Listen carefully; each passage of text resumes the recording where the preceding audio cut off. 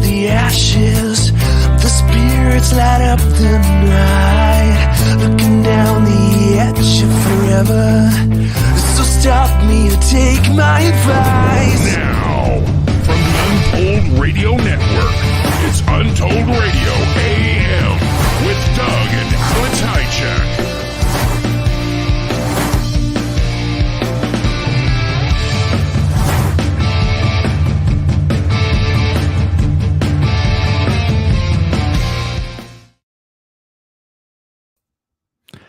Greetings. Hey. Greetings, Untold audience. If I cough tonight, still not well. Still fighting the vid. That sucks. You know, the vid. Yeah. I hear what you're putting down. Yeah. Anyhow. I feel good. Just still got this tickle, you know, that gets me every once in a while. I had a fit earlier today, about 15 minutes ago. I'm like, oh man. So anyhow, tonight we have Dominick Josh Nanocchio. I believe that's how you spell it. But we're going to call him Josh. He's got two first names. Dominick is his first name. Josh is his middle name, but his friends call him Josh. So that's what we're going to call him. Yes. Otherwise, he might not answer me. I don't think you're a telemarketer. Yeah, exactly. So, but he is going to tell us some really amazing, eerie, creepy stories on your favorite topic.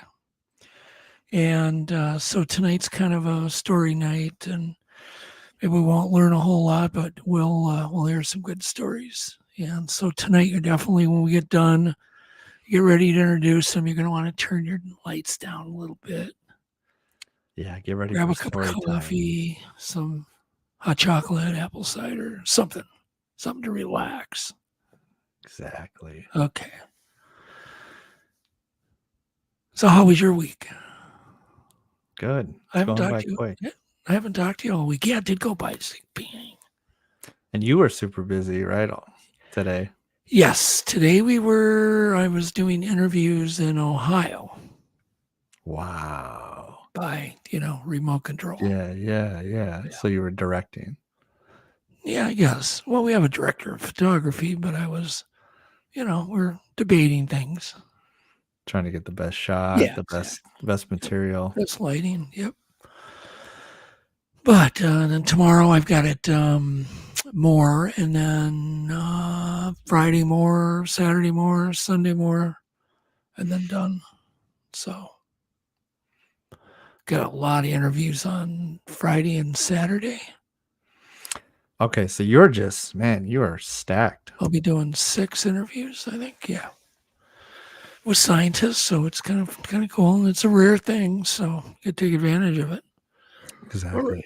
Yeah. So anyhow, what do we got going on tonight other than Josh? You were talking about favorite movies. We were. That was all we talked about. And you had mentioned, which I love the movie too, Sideways. Oh, it's hilarious. And he just won an Academy Award.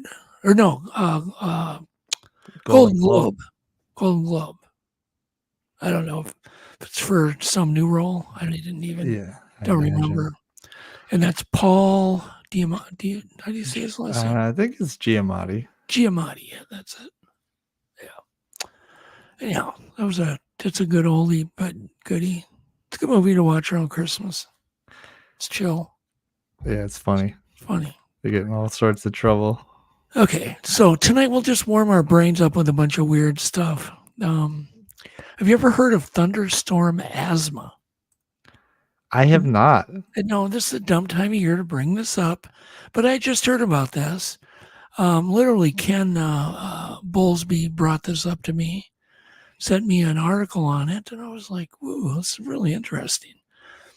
And so they've had these situations in Australia, especially, where literally thousands of people, including, I think at one time, 10,000 people went to the emergency room because of a thunderstorm where they all developed asthma, where they couldn't breathe. Serious.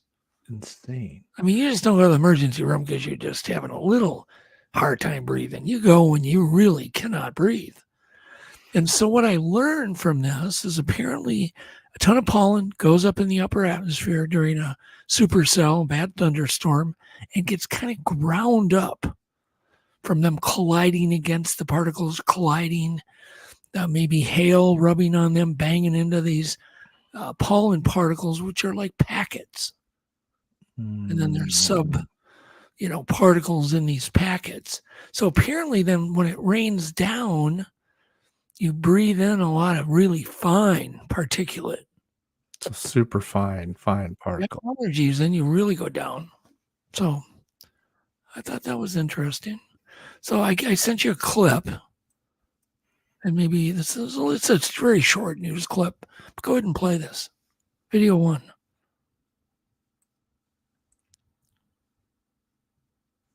Alex looks confused. Why are you confused, Alex? I had it on 2 tabs. I've heard of people who get headaches when the barometric pressure changes. Yeah, but you're here to talk about something called thunderstorm asthma? I hadn't really heard about it myself, Russell, but this is a fascinating article, and it comes to us from Australia, where after a huge thunderstorm near Sydney, Australia, thousands of folks ended up in the ER with asthma and thunderstorm-induced asthma, and unfortunately 10 of them died. Now, this actually happened a few years ago, but now they're getting around to trying to and finally figuring out what happened. So what happens in this particular instance is as this thunderstorm was moving in, it happened right in the middle of hay fever season, and it picked up all these grains and it brought them into the upper atmosphere. Now, once they got saturated, it popped them open and allowed those grains to freely come back down between wind and rain down to the ground. Typically, these grains That's enough of that. Popped open. Everybody knows. It's interesting, though. Never heard of it. Yeah, I haven't. Yeah, that's super interesting. I didn't even know it was possible. Yeah. Thunderstorm asthma. I'll have to take note. Have you ever heard of octopus self-destruction? There's a new study out on that. No, I had octopus self-destruction. Yes, That's apparently. Okay, yeah. Well, it's something new they're learning about. They always knew they kind of died after they bred. And this kind of ties into my thinking about certain animals that get to, ginormous size by not breeding. So it just supports my feelings about all sorts of species of water animals, including lake trout. So apparently, once they mate, lay their eggs, females, then they start self-destructing on purpose. They start eating their own arms, slamming into rocks, peeling their skin off. I mean, they basically commit suicide, after they lay their eggs. And apparently this is part of population control, because how many eggs do you think an octopus lays when they lay eggs? Take a guess. How many eggs get laid? 1,000? Well, it's 70,000 about. 70,000. Whoa. That's And way more in than that. many cases, they all hatch. So I guess to keep the oceans from being overrun with octopi, they commit suicide. And then I was thinking, well, what about the males? And then I learned something new about the males, too. I'd never heard of this. So a lot of male octopuses are, the morphology of them, they're smaller, much smaller.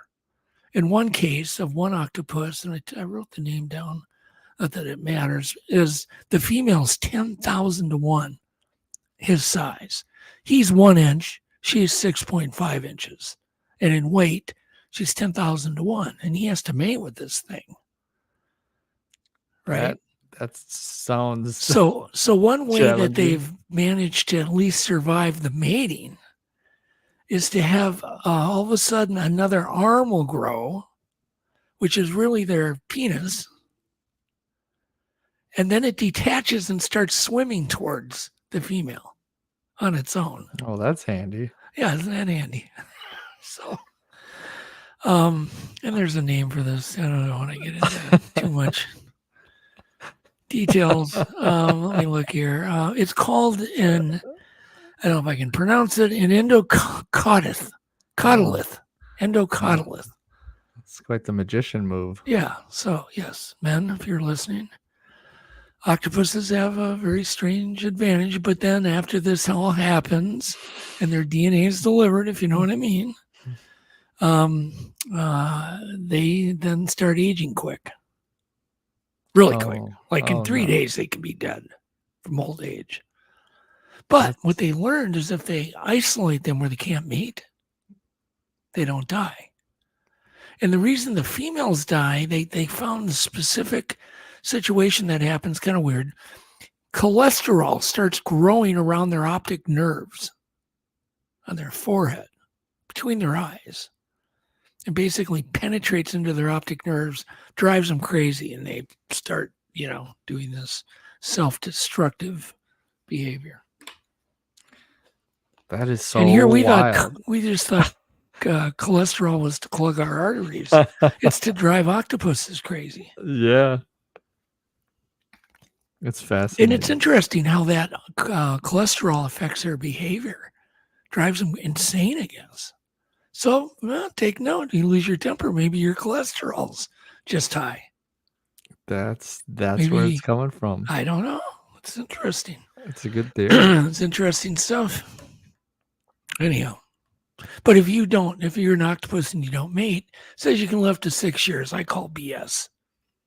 6 years. That's what it says. And obviously these are captive octopuses. I think they can live 20, 30, 40 years and get to ginormous size. I'm a very rare situation. So what do you Hence think? The legend of the Krakens and stuff. You think they just cut the study off early or something? No. I mean, I just think later on, once again, 10 years from now, we'll be in a new scientific paper going, I guess octopuses can live 30, 40 years when they don't breed. Get out of their niche, which is what I believe giant squid are. The big ones, the real huge ones. Giant that ones. make it to that length, yeah. Like the one you found on camera? Yeah, over 50 feet. Yep. So there you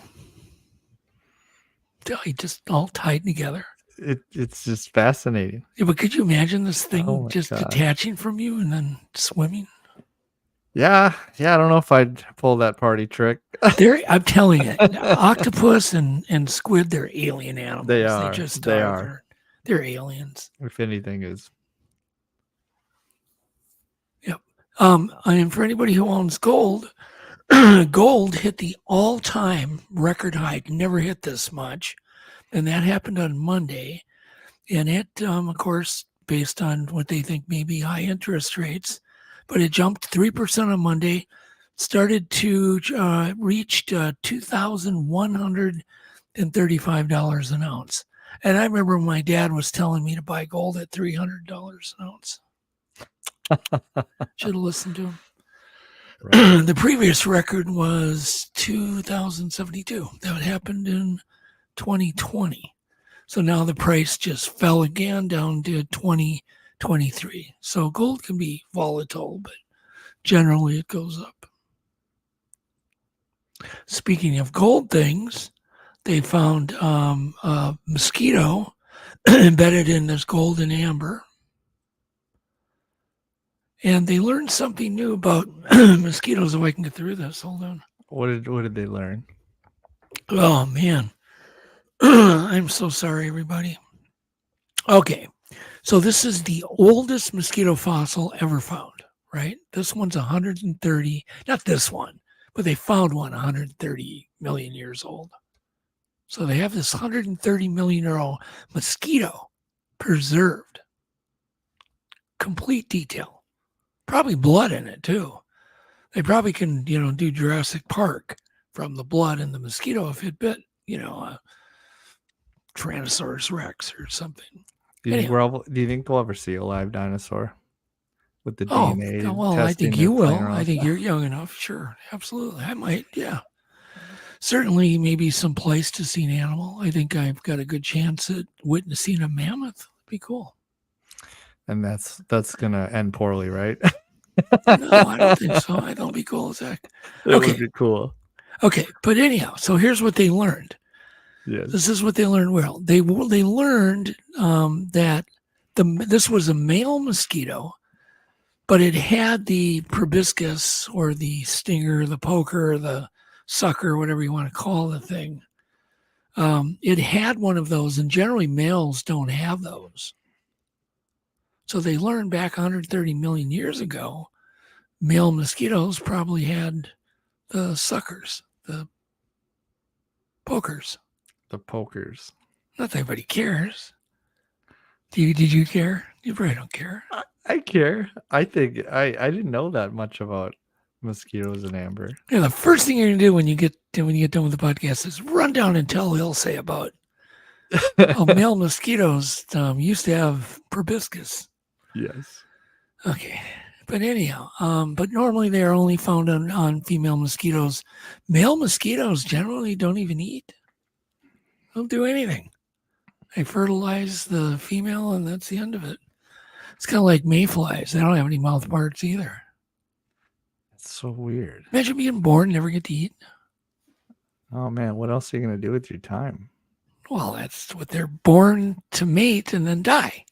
Mate, die, born, mate, die, born, mate. It's strange. Kind of wonder what to get out of it. But what I figured out, I don't think the mayfly, for instance, gets anything out of that life cycle. It's the fish that do. It's for the fish. It feeds the fish. It fertilizes the lakes and eventually the oceans. Because where do the rivers and lakes run into eventually? The oceans. So it's it's It's a food. cycle. It's food. Or at least they get to be useful. Well, yeah. Well, they probably will evolve with some kind of chompers. Yeah. Have you ever seen mayfly? I mean, I did a story back in the 80s where they were plowing with snow plows, mayflies. They were plowing them. Yeah, there was the hatch was so big, and they don't live long, and then they die, and there were piles of them, Oh, God. 3 feet deep on the roads around the river, Can Mississippi you imagine River. stepping through that? Oh, it's terrible, and they smell like fish. Mayflies do. Oh, So, and I've been through some pretty big hatches. I mean, it's like you can't even breathe. There's so many of them around. Anyhow, historic. yeah. So males just don't eat much or nothing. So I'm glad that I'm glad we as men can eat. Yes. I'm glad we have a mouth. We can talk and eat. Okay, now here was an interesting next thing. Yeah, there's no graphic for this. But rats and rodents are causing major car problems and fires, especially in places like New York, where the rat population is big. Why do you think?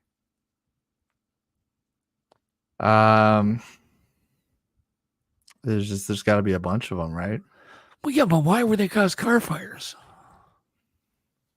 They got to be getting in the engine, right? Well, they're chewing the wires. They're chewing all the wires up.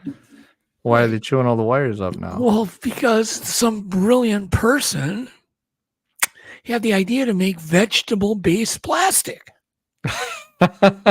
So they And made food. Well, rats and mice have always been a little bit attracted to wires. Excuse me. But now it's really bad because they've developed this wire that, obviously has got plant smell to it. So it just smells like food. Yeah, the insulation. Well, yeah. Perfect. And you know what you have to wonder though, is that almost on purpose, planned obsolescence? Well, here's what I find funny. In this article, they kind of missed the mark because they go, the CDC is warning that rodents are extra aggressive in like New York because all the restaurants have closed down. They've lost most of the restaurants in New York from the pandemic. And they're not eating either. So they're blaming it on the fact these rats don't have any food to eat, so they're eating the wiring on the cars. They're not getting into the And I'm meatballs. sorry, you go down to New York right now, you'll go, yeah, they got plenty to eat. Yeah. I don't. But they You're leave not out. buying it. I think they left out the wire thing. So, Yeah. Yeah. The food Conveniently. wires. yeah, conveniently. But apparently rats and mice chew through the engine harness. And the repair bill can be huge. And then, of course, fires can happen. Oh, perfect. Why don't they just For coat instance, them I saw a guy on the internet that bought a Ferrari for $1,000. This is like a $100,000 car, used. But some mouse or rat had eaten all of the wiring harnesses. And even Ferrari didn't want to fix it. Because they have a lot of wiring harnesses on a Ferrari. So the guy gets it for $1,000, and he had there's a whole video of him replacing all these wire harnesses. How long would that take? Oh, it took him forever to do it. It's so complex. It was do it right. Yeah, it was a nightmare. So anyhow, but he was another excuse. Cars are sitting now for longer periods of time without moving. Like still because of the pandemic, they're still sitting. I don't know. I think it's the tasty wires. I think it's the tasty wires. That's where I'm going. Yeah. Anyhow, I'm going to pop open. I'm going to do a naughty. Pop open an A&W Diet Root Beer. It seems to kind of coat my throat, but it might burp. Could happen. It could. All right, let's get into. I don't think our joke thing went too bad last week, did it? No, everyone loved it. All right. Yeah, not everybody, but let's just do a few more this week. I got a few picked out. Can't resist. Let's do it.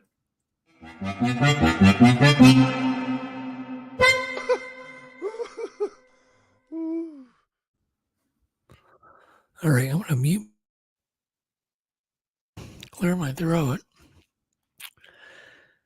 Okay, bad joke 1. And these are all bad, but they're so bad, I think they're kind of funny. Go ahead. Is the sound good on all these? Oh, yeah, absolutely. Turn it up. She's all the way up.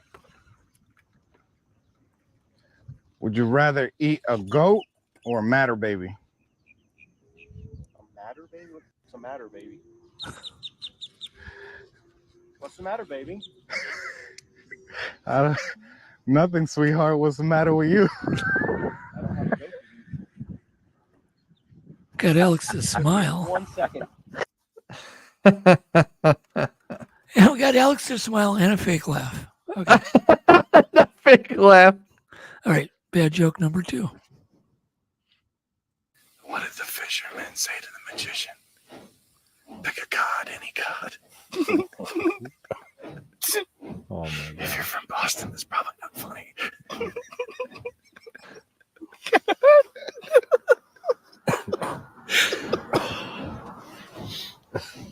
What do you call a spider with 10 eyes?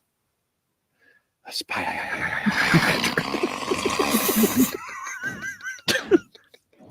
That one was for you, Alex.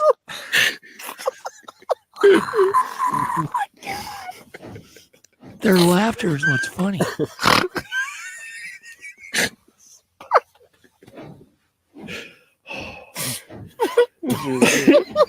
It's one more. Good. You want some soup? I guess not. All right. Bad joke 3.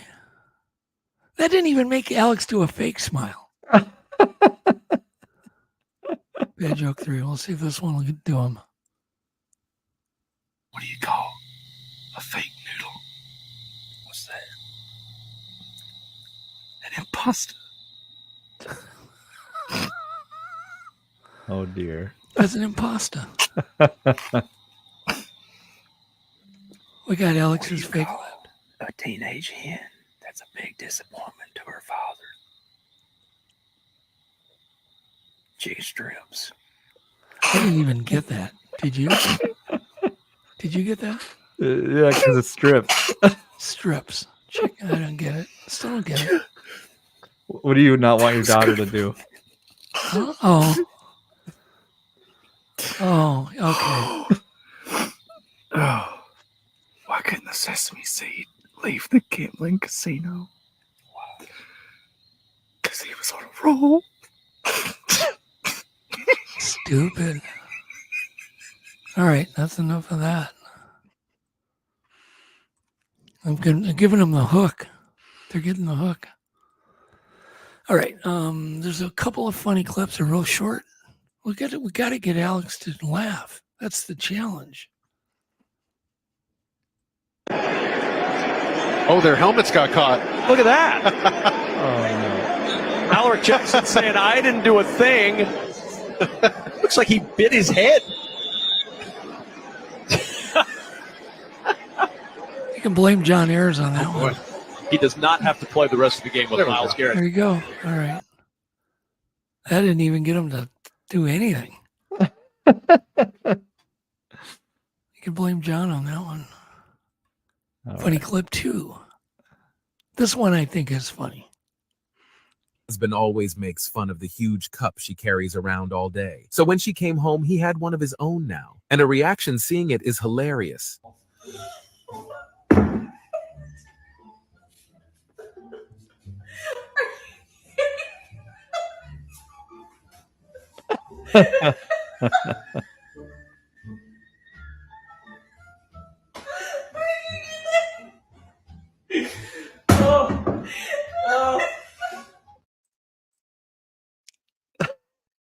You know what I'm getting you for Christmas? A giant mug. I got a little laugh out of him. Which one was the best? Which one was the best one? Oh, the mug one. The mug one? Okay. Yeah. Yeah, I think that's the one I laughed the most at too. Yeah, but he kept mugging the camera. He mugged the camera. Okay.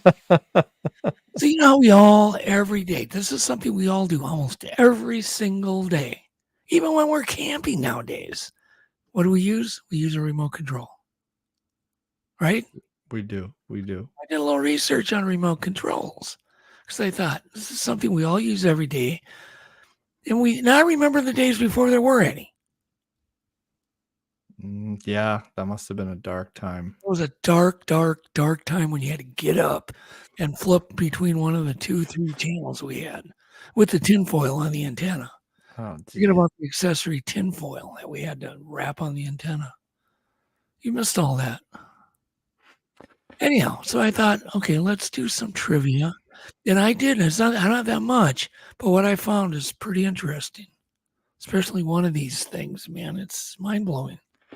This is trivia time. Yeah, it's trivia time. Untold trivia.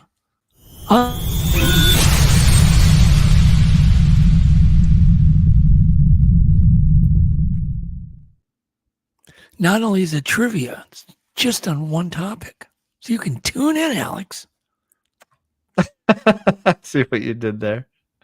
Yeah, you can tune in. Yeah. Mm-hmm. Okay. So remotes are most closely linked, obviously, to televisions, right? That's what most of us think about in our popular culture. But, these devices predate TV. I didn't know that. So what year do you think remote controls the first remote control was invented? It'll blow your mind. It's got to be a long time ago. What about the 1900s? The 1800s. Really? That far back? Yeah. Yep. Who do you think displayed the first remote control?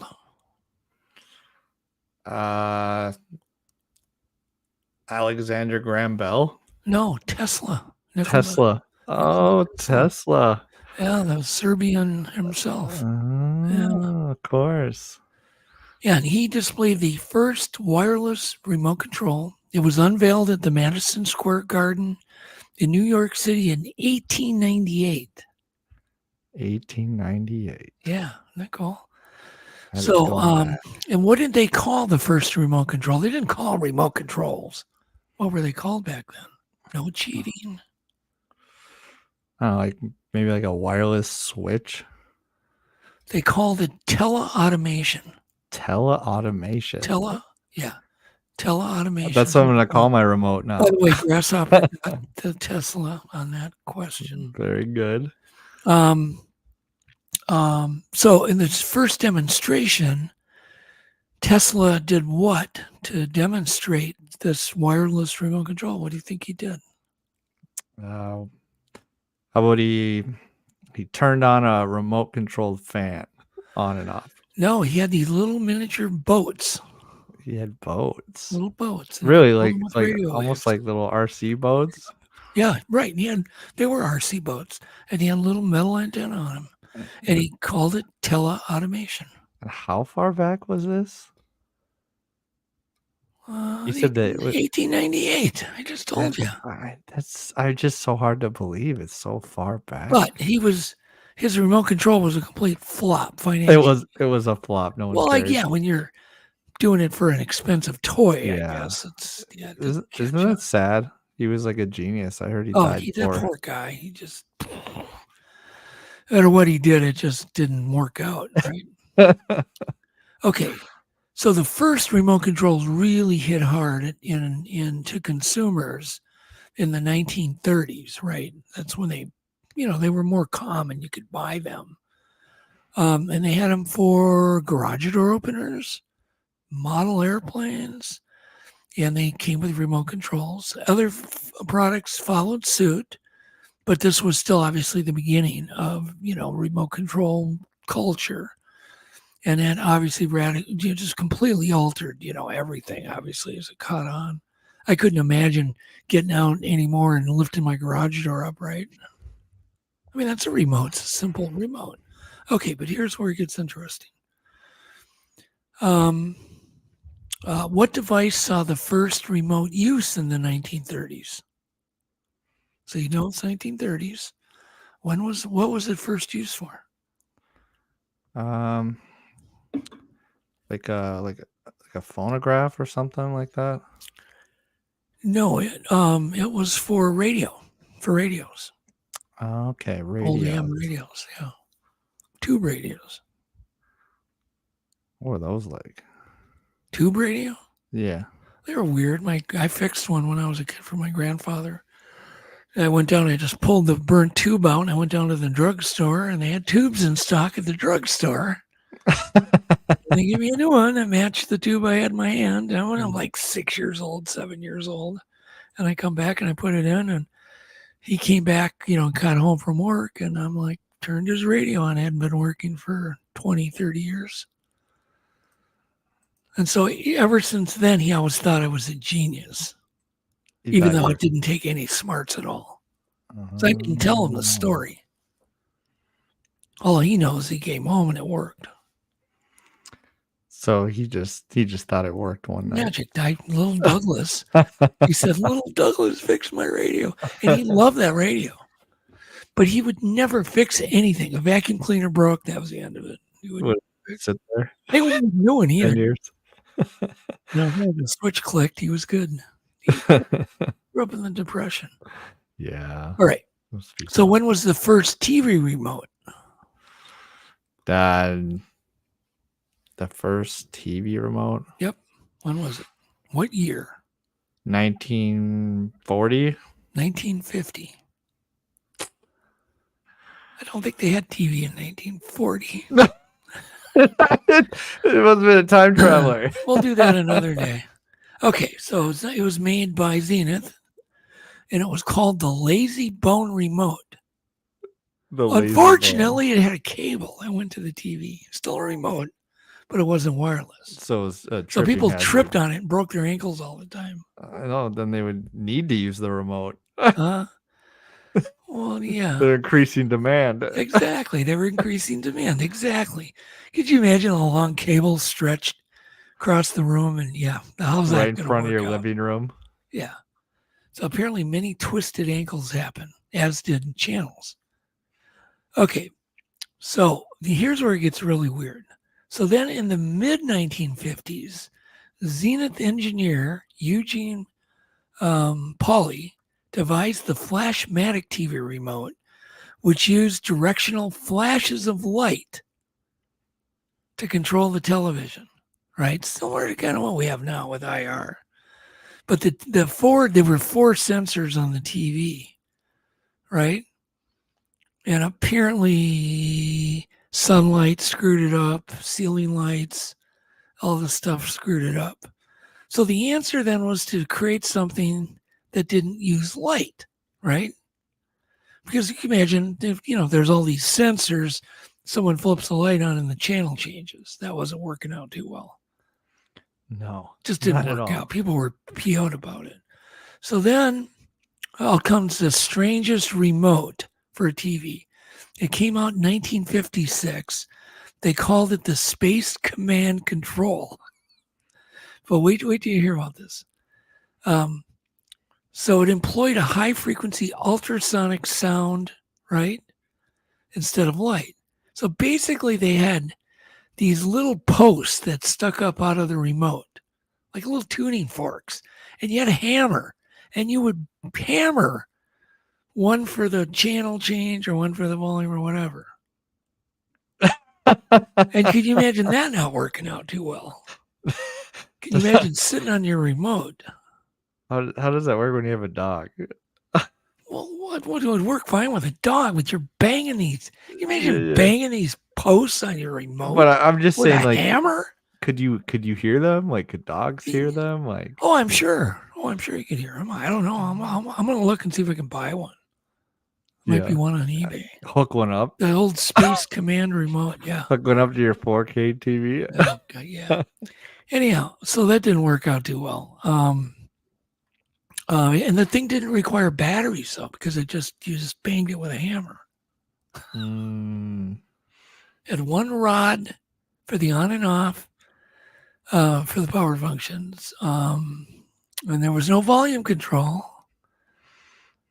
Let's see here. And apparently this style remote increased the TV by almost a third. Wow. That's quite the upgrade. So it's so I've got here a question for you. What type of remotes continued until 1980? What controlled them until 1980? Come on, Alex. You can do it. I mean, isn't it just sound? Yeah, they use sound. They continued to use ultrasonic frequencies up until 1980. Jeez. Until they switched to what technology? In 1980. And I remember exactly when they did this because I was so impressed. I spent like a whole day experimenting. So it was so cool. Sonar? No, infrared light. Infrared light. Infrared light? Yeah, just the mere thought of, oh my God, my remote is making infrared light was so cool. Yeah, that must have been revolutionary. Yeah, and today they're still doing it. So sound until 1980, now infrared light, and it's still going. Yep. Although I do have one remote in my movie theater that uses like a Bluetooth signal. It's a huge remote though, and it controls like all this stuff in my rack. It's the audio-visual command center. stuff, yeah. But that's the only remote I've ever seen that uses like Bluetooth or radio signal, Wi-Fi. Anyhow, that's it. That's all I got. I love it. This was fun. I'm not sure how you I learned did. a lot about... I'm not sure how you did. I haven't been looking at the comments. I'm sorry. Have you? No, because I don't want them feeding me the answers. Then I'd be a cheater. Ah, you'd be a cheater then. Yeah, we don't want that. John says that tube amps are still the best. Yeah, I hear that. Like guitar mics. Yep. Yeah, they still use Or them. amps, excuse me. They say they still have the best sound. Mm-hmm. Yep. It's cool. I just don't know who's making tubes anymore. Somebody is. All right, you ready to go to do Untold clips? That's a tongue twister.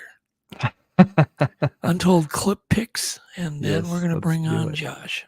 All right, let's do it.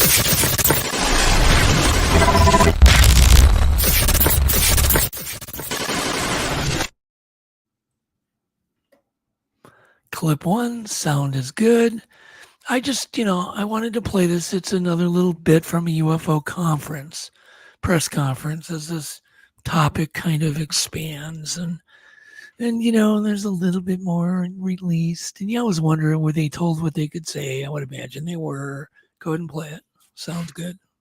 You said about having to fight to get access to see some of the images. So to the best of you can answer this question, have any of you seen something to lead you to believe stronger in the existence of something extraterrestrial? What I can tell you is that when Congresswoman Luna and Congressman Burchett and I were at Eglin Air Force Base, there were hours of frustrations where they didn't want to let us see a photograph taken by the pilot during a test flight. When I saw the photograph, I can tell you it is of nothing that I'm aware of existing in our arsenal of assets. And I'm on the Armed Services Committee for 7 years. I'm not unfamiliar with the things that we have at our disposal. It was not something that I could classify as something that we would possess or a capability that any of our adversaries. There you go. He's legit. He uses the word assets. Yeah. Yes. When you use that word assets, Clip 2, sound is good. This is from the Impossible Channel. This is really interesting. So I want you not only, please, in the future when people watch this tomorrow or a month from now or a year from now, put in the comments what you think this is. I can't identify it. I'm thinking it could be some type of magnetic fluid, like ferrofluid, and they're controlling it with magnets. But go ahead and watch this. Maybe not. So what you guys video think? is going viral of this very strange black goo type substance supposedly made out of nanotechnology. The weirdest part is that some internet users are saying that this was actually found buried in ancient pyramids. I'm going to play the video and let you decide. This is really, really strange. Check this out.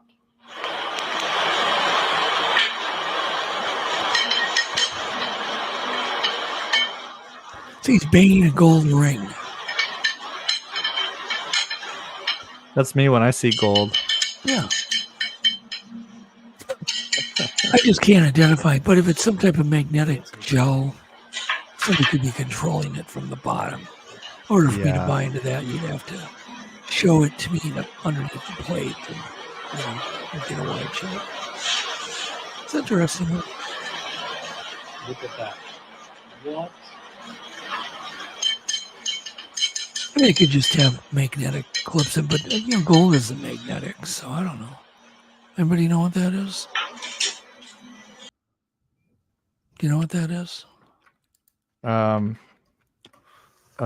Some sort of a magic gel. Magic gel. Magic gel. That's it. Alien gel. Now for that crap, clip 3, sound is good. This is just the coolest little tiny jet I've ever seen. There's a guy in it. But it's not much bigger than those RC jets that we were watching the other day in our last episode. Go ahead and play it. Sounds good. Is this the world's smallest jet? Check it out. Say hello to Captain Tom Larkin and the mini jet. This aircraft is so small, he's sitting on the I love to be waving at my neighbors. I'm going down the street. The thing's going to go up in the air. Throw it on afterburner and take off. No way. That thing is tiny. Isn't that cool? Yeah. I want one. I do.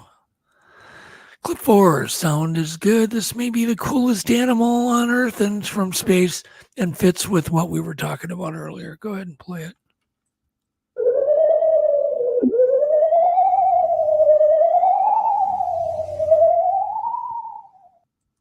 Gotta play that again. Isn't that cool? Imagine being on the bottom of the ocean and seeing this. So weird. Yeah, some type of squid. I used to know the name. I don't remember. Looks like a Casper the Ghost. All right, so this is Alex getting ahead of me. Clip 5. This gorilla walks better than the people I saw walking into Walmart the other day.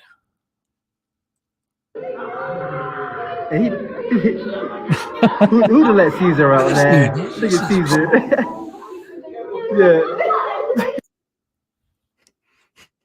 We're gonna see that one more time. Really walking well. I know.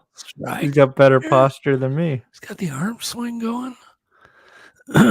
Yeah, I was just like, look at the posture on this dude. Excuse me, everybody. See, what are we at? Clip 6. I love inventions. But this little doggy just looks really down. You know, animals, people dress them up for Halloween. They look disgusted, wearing this embarrassing costume. Go ahead and play this. It's a cool invention, but the dog looks humiliated. Play it.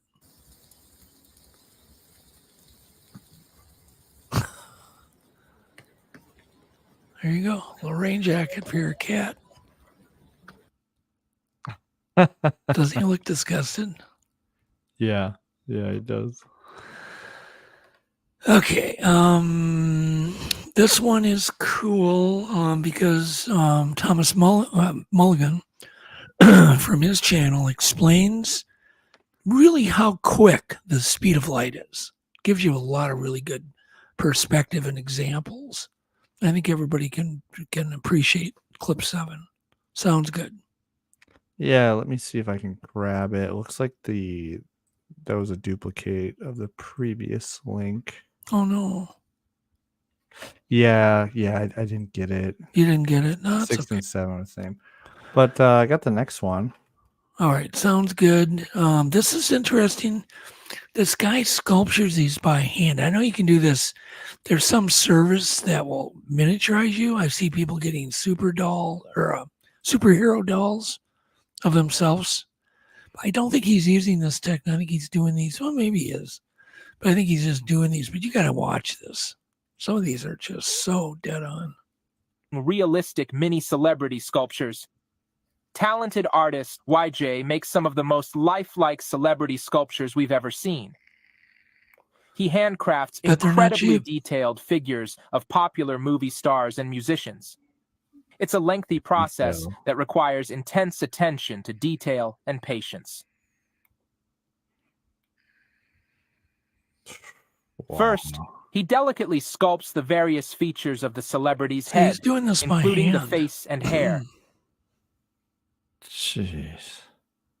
Some serious He then adds a talent. body, paint, and costumes to finish the look.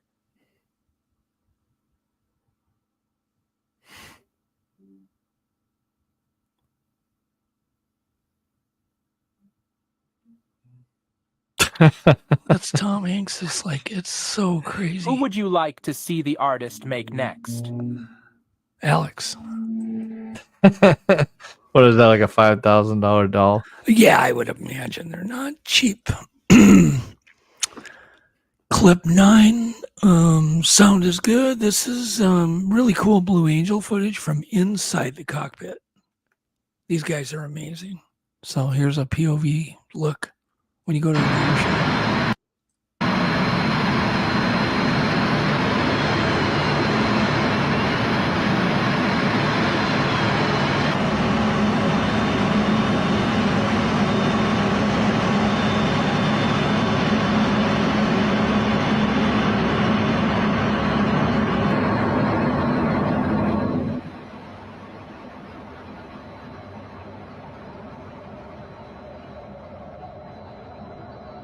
Nothing like 4Gs. Jeez.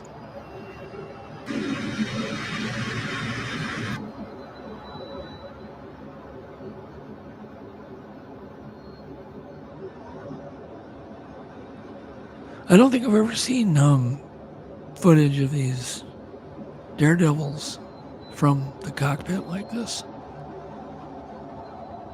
It's pretty cool. The Thunderbirds, yes. Incredible footage. Those are the Thunderbirds.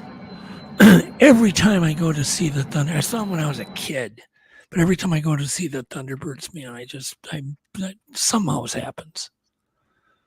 Don't get to see them. Like something comes up. It rains that day. I mean, it's just always something. Yeah. All right, the last clip, clip 10, the sound is good. This is the complete evolution of our modern robots to use for like defense. But this is really enlightening. Go ahead.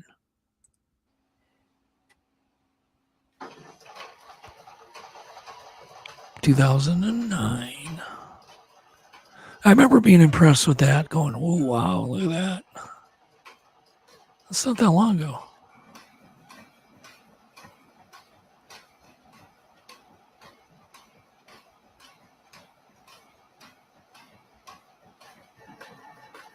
Nice shoes.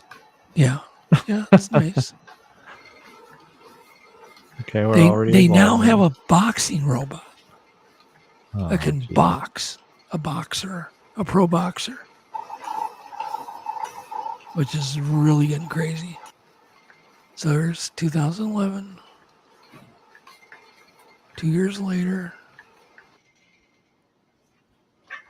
just kind of his movements are more natural.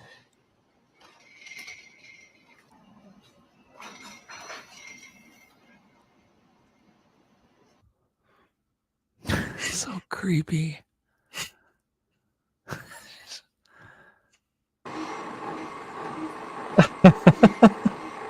There we go. Still wired.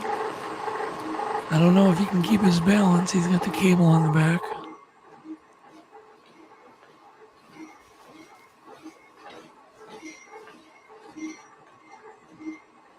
Okay.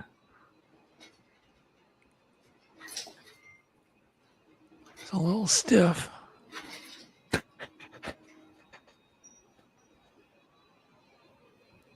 I didn't know this thing was so long. I thought these clips were quicker. Okay, here we go. Still tethered though. Notice still tethered. 10 years ago. But the balance is good. You know, you can walk on regular boulders and rocks. Maybe we can just skip pretty ahead. good. Skip ahead a little bit. All right, let's. 2016. Nice guy.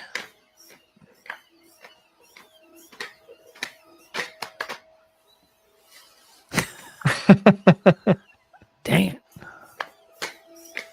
All right, skip ahead. Okay, now here's we got some progress. Okay, they're running. Now I'm scared. Still, it's so creepy. Just hang on, let's watch this one a little longer.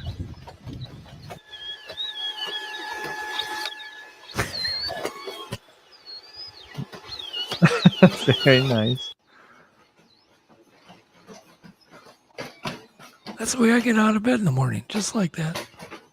Exactly.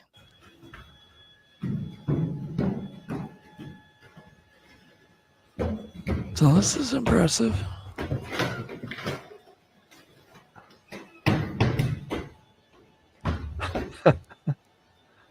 I'd be a little uncomfortable around those guys. I mean, that's pretty impressive. All right. It's last year.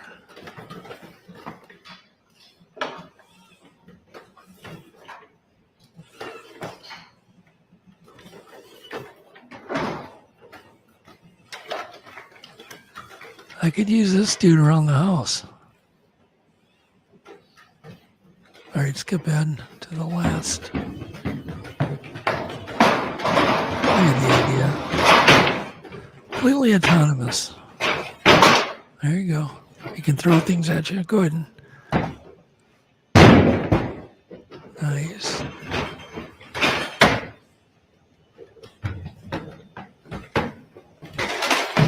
Well, that's a move. What was it? Amazing. It's amazing. All right, take a quick break and we'll get to We'll get Josh on. Yep.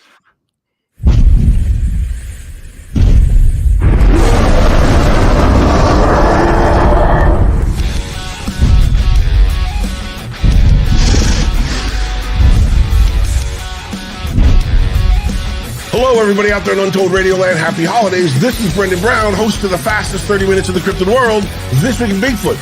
Here's what we got coming up on this Sunday show. This week, we take a look at how Bigfoot perceives time and how its perception quite possibly makes it one hell of an apex predator. Mike Lucci investigates the title of Bigfoot Experts and wonders if there really are any experts out there. Snowwalker Prime's got Sonny Vader in the sights and lives up to his moniker in a brand new 2 Minutes With. And could Christopher 9 and Gigantopithecus help create a modern-day Bigfoot? These stories and a whole lot more this Sunday at 6:15 on the next This Week in Bigfoot, only on CARC Universal. You better be there.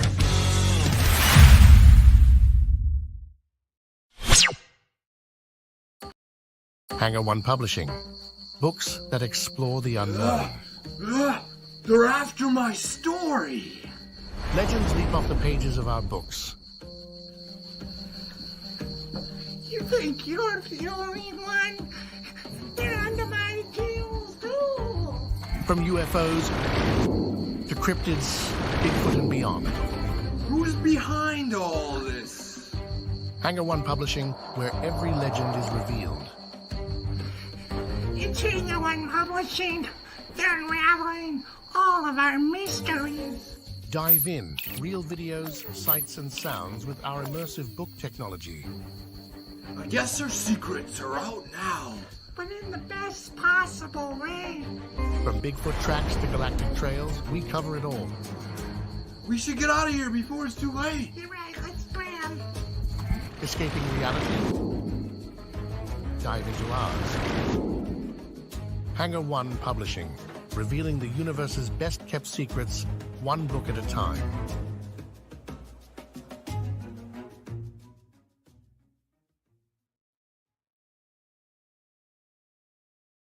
Hey Untold Radio Network fans, want exclusive perks and to support our channel? Introducing our YouTube membership program with 3 amazing levels. Get loyalty badges that level up to different cryptids the longer you're a supporter. How cool is that? You'll also get access to custom Bigfoot emojis and priority in chat. Upgrade to Backstage Pass for exclusive wallpapers, photos, status updates, discounted books, and merchandise. Go all in with the producer level for everything mentioned plus member shoutouts. Ready for an enhanced experience? Join now, pick your membership level, and let's make this journey even more exciting together.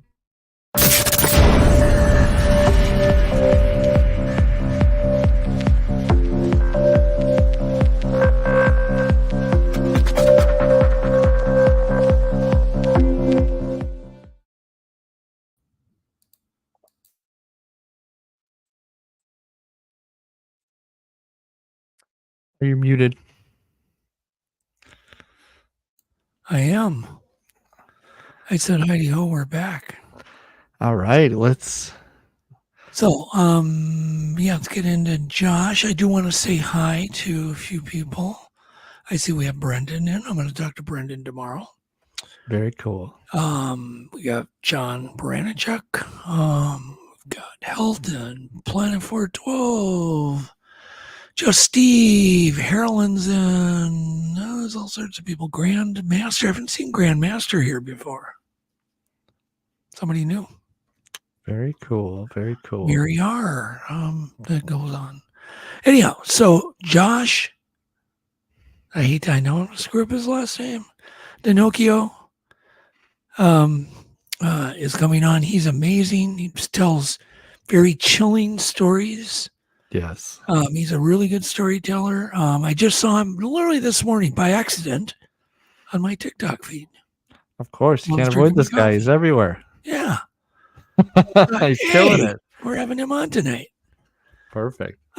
He runs the What Lurks Beneath podcast.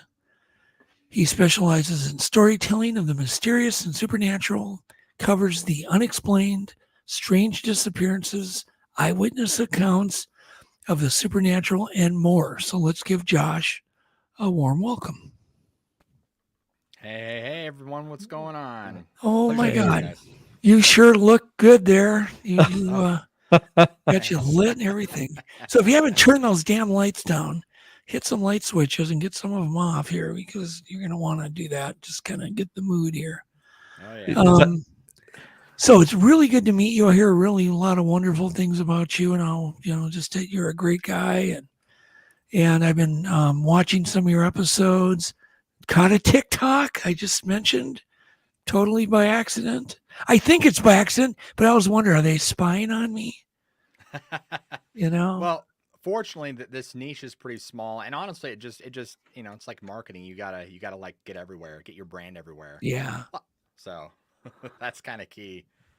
So how did you get interested in this topic? Why are you covering this topic? What got you going on this? Yeah. So funny enough, my mom was always really big into like Bigfoot and stuff. And so I remember like back when I was like 12 and 13 watching like those paranormal shows. Like this is back before like Paranormal Witness and stuff, but it was similar to that, like where you'd have like hauntings and stuff. And I don't know, it was very intriguing to me, but I wouldn't say that I was interested in the paranormal then. I just thought it was interesting. But I remember I was probably about 8 years old, and I remember my mom, I don't remember what we were doing. I think we were attending a wedding or something. We drove up to Mount St. Helens in Washington State. And I remember we stopped at this little like gift shop that had a bunch of like Bigfoot stuff. And that's what kind of when she's like, tell me more about it. And I don't know, just I have these little memories that always just kind of stick with me. And like kind of fast forward to when I get into my my early 20s, she would always like recommend like these like shows that she would find. She's like, oh, you got to check this out. It's on Bigfoot. Or she would like tell me about portals and stuff. And I'm like, that's cool. Like, whoa, that's crazy. And so I remember it really stemmed like this, like what I'm about to say is like kind of the start of it all. Back in like 2013, I was, I wouldn't say working at a place, but I guess volunteering, interning. That was what I was thinking. I was interning at this like tech place where like they rebuild computers and stuff. And anyway, I'd have to like ride the bus there at the time because I didn't have a car. And it was like 45 minutes. And I remember one of those days, I remember sitting on the bus and been like, I would read some Bigfoot stories, like just randomly. And like, I just like, fun. it just kind of, yeah, it kind of became obsessive. This is at the same time that Finding Bigfoot was also like really big on TV. And of course I kind of got sucked into that. And it wasn't so much the aspect of finding Bigfoot. It was just like the whole, like hearing encounters and like the thrill of it. I'm like, oh man, like it's so fascinating. And so it had always been an interest. And then in 2014, I discovered like the concept of a Dogman. Like, what the heck is a Dogman? And then, I had stumbled upon like Vic Cundiff show, and I was like, oh my gosh, like this is crazy. Well, fast forward to about 2017, and I had moved out to a very rural area. And at this time I'd gotten a job probably about 45 minutes away from where I lived at the time. And of course, where I was working, I would close the store. And so basically I'd end up leaving and drive. This is like 10 o'clock at night after I closed the store. I'd like drive all the way back in a very rural area back to my house. And I don't remember how or why, but I was like, I want to listen to some stories. And that's kind of how I started listening to a YouTube channel called like Swamp Dweller. And there was also Dark Waters. And it really captured me. And I was like, man, like this is really interesting. Now, granted that those two channels, at least I believe with Swamp Dweller, isn't like cryptid and supernatural exclusive, but it's like primarily that. And I remember thinking to myself, I'm like, I could do this. Why not? Like, let's try it. I've been one of those guys where I call myself a jack of all trades, master of none. Because I've like started and like ended so many like little like projects here and there in my life. And so I had a background in audio engineering, like not professionally, just as a hobbyist, because I've been a musician since I was 15. And I've like been messing with like studio equipment and just like learning the ins and outs of like production and mixing and things like that. So I was like, I had a little mic at home. I had a laptop. I'm like, I could find these stories and do the same thing.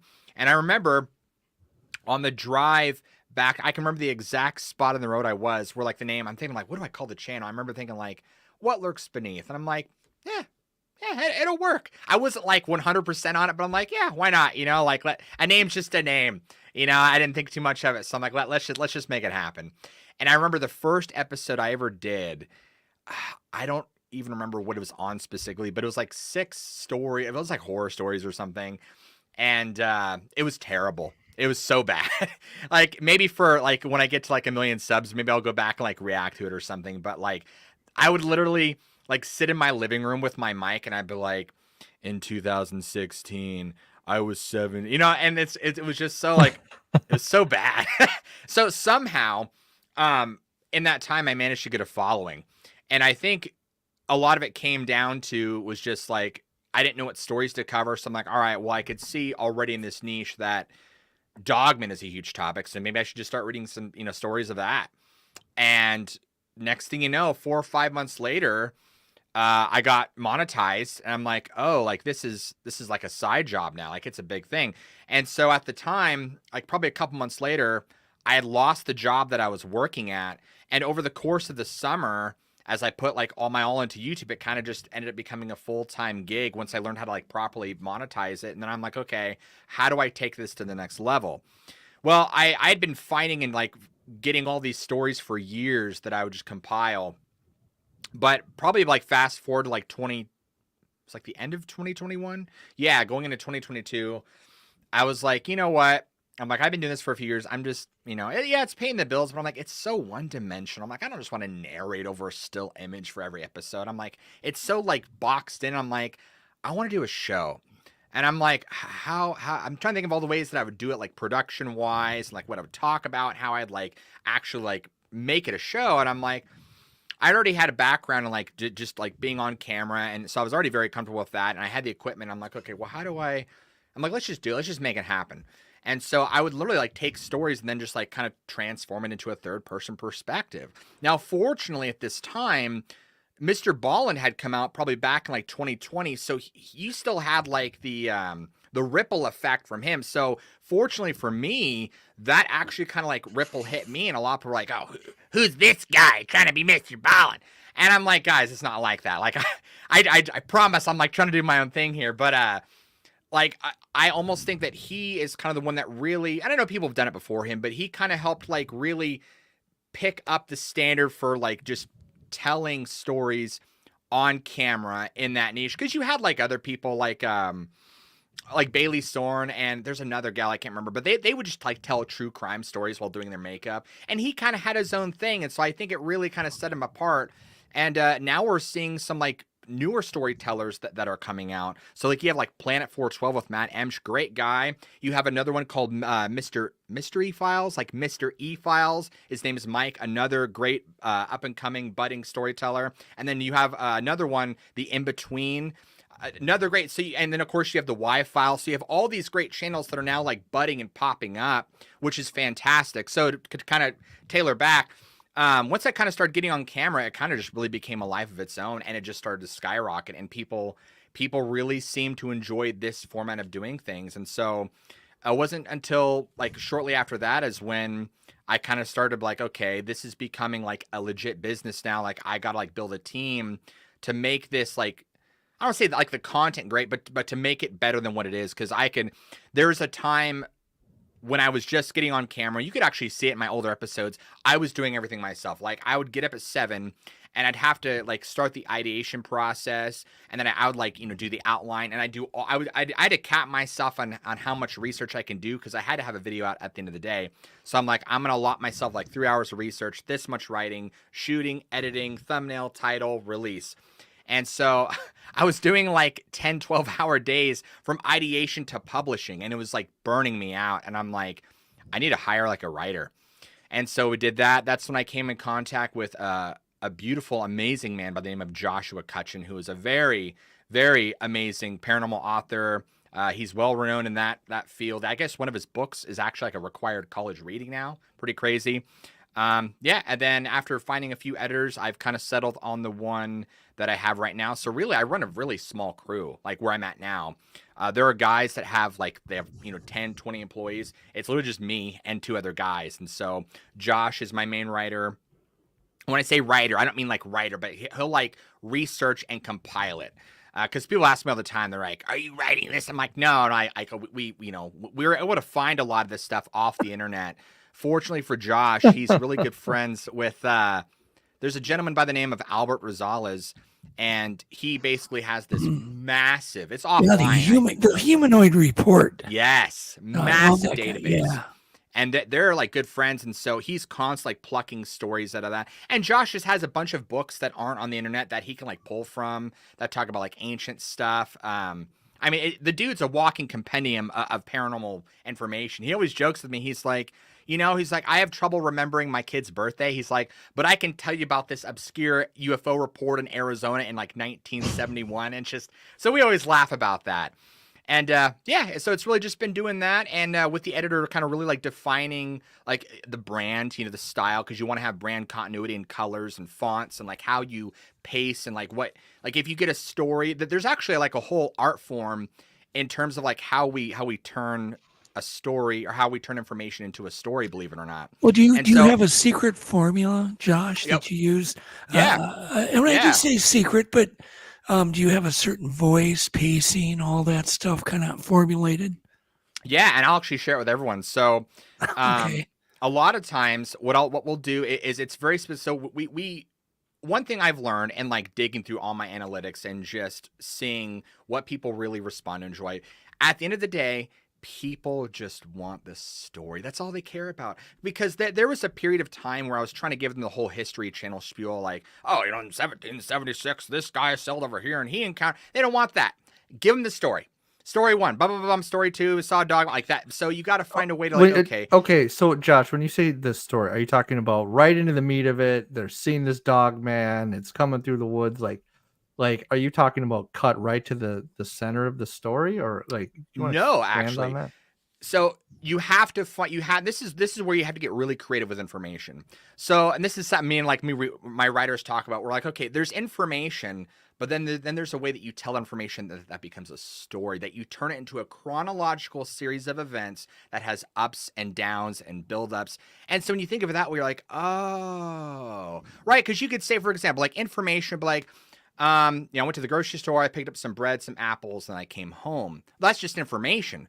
But now if we're like, okay, well, to turn it into a story, let's break it up into a chronological series of events. Well, first I got my car and I noticed it was very overcast out that day. So I turned on the ignition and I drove to the store. And upon getting out, I noticed I left my wallet at home, but I decided, you know what? I had my debit card anyway. So I walked in the store. So you see how I'm like turning information into a story, but not adding information that necessarily is false. You're just like adding on to the narrative.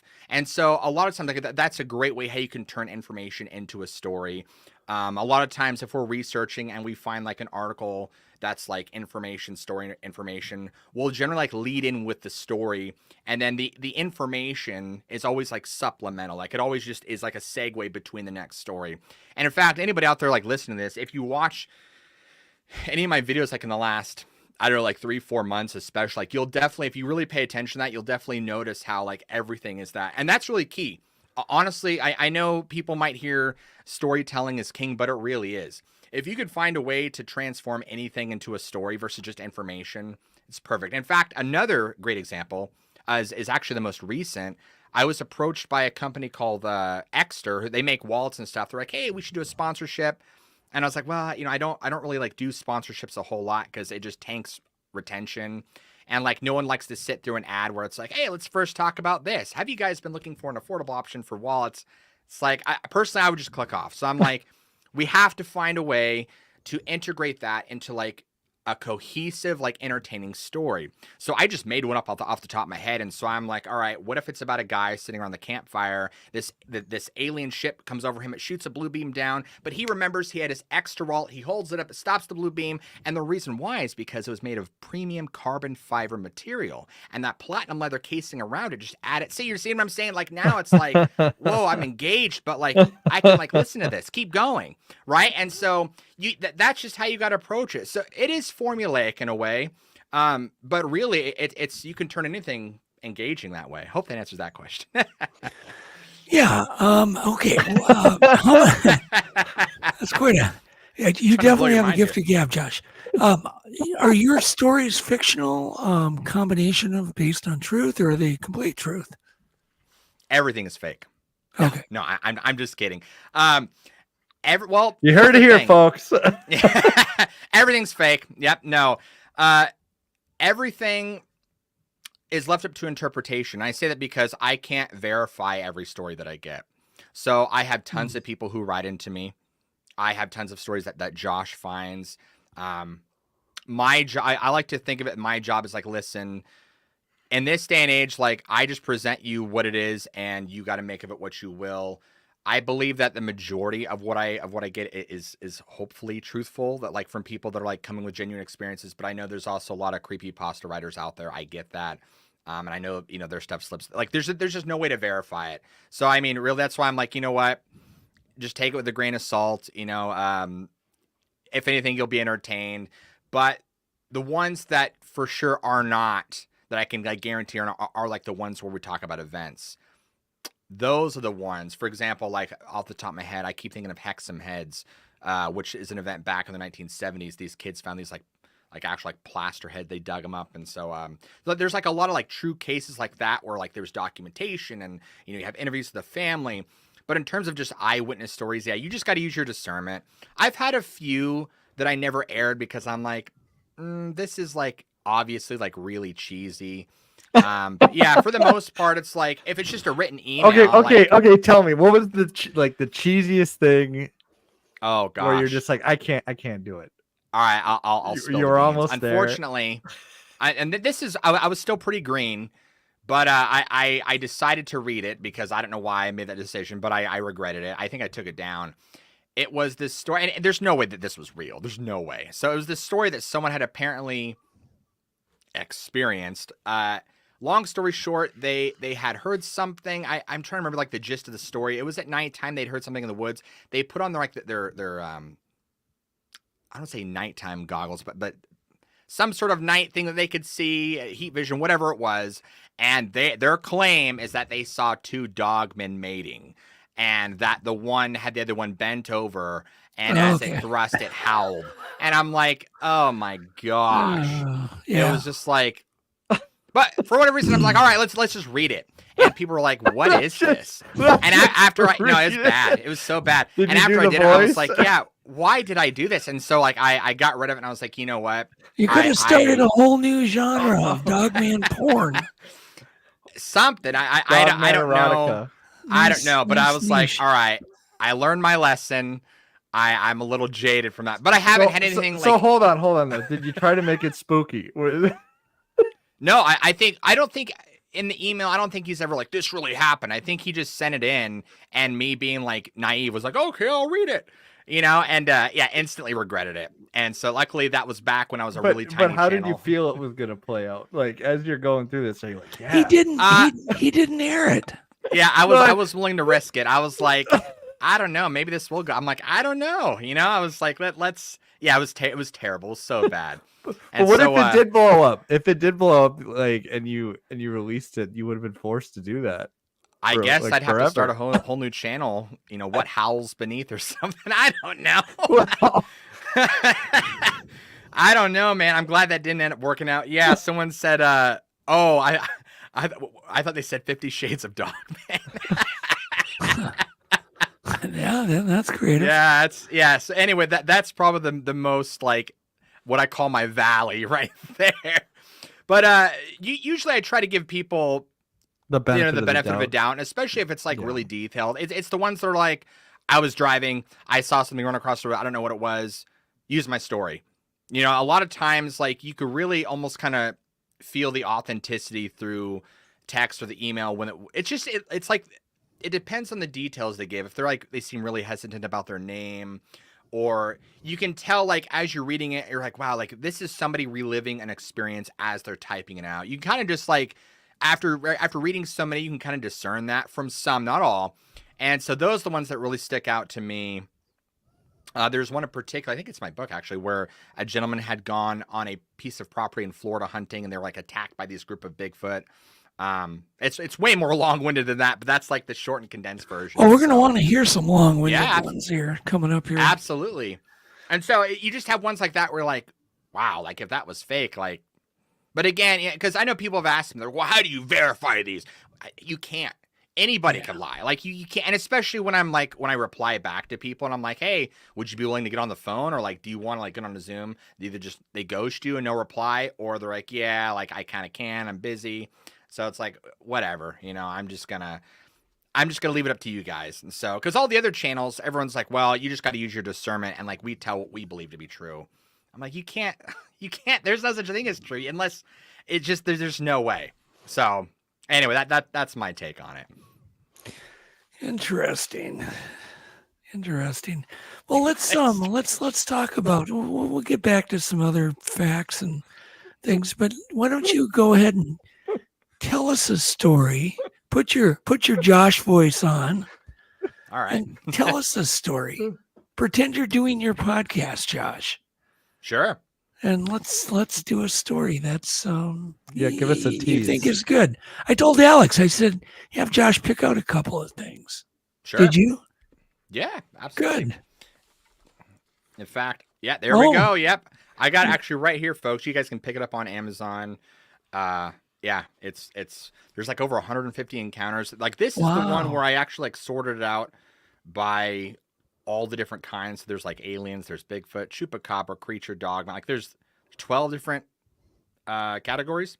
So what monster do you find the most creepy? Because maybe it's really creepy and really real.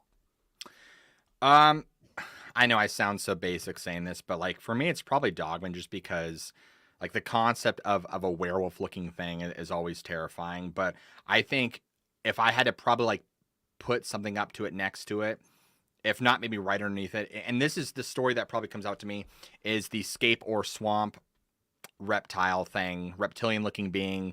Gosh, I wish I could remember the details of the case. But for those of you who probably know what I'm talking about, back in the 80s, a young man basically pulled over on the side of the road to change a tire. This like reptilian being comes out of the swamp, chases him down, nearly gets in the car. Isn't that thing on a chariot or something? It's kind of like floating above the... I think there was something like that too in a similar account, but apparently it came out, had like long 3 fingers, and like chased his car. Unfortunately, the gentleman was murdered in like 2005. Okay. So we'll never get to hear. I do remember it though. We did cover it in Monster Quest on one of our episodes. It's really wild. It's creepy. But yeah, I would say probably between like reptilians and probably Dogman. Like, and of course, you know, that doesn't put down the other ones, but yeah, those stand out to me.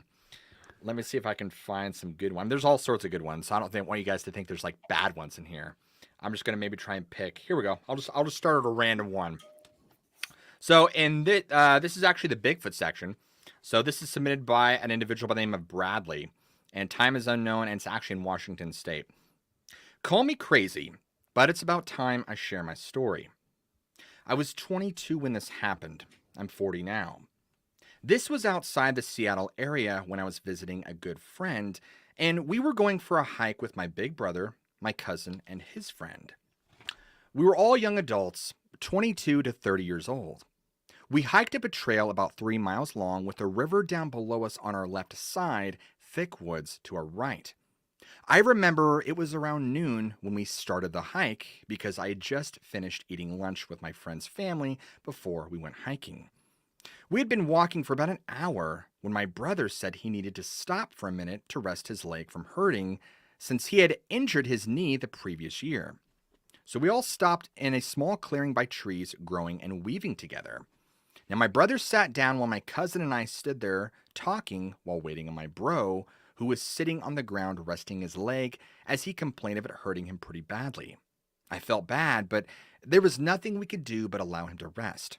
I'd figured I'd take the time to scout the clearing out and see if I can find any high vantage points near me for scenery.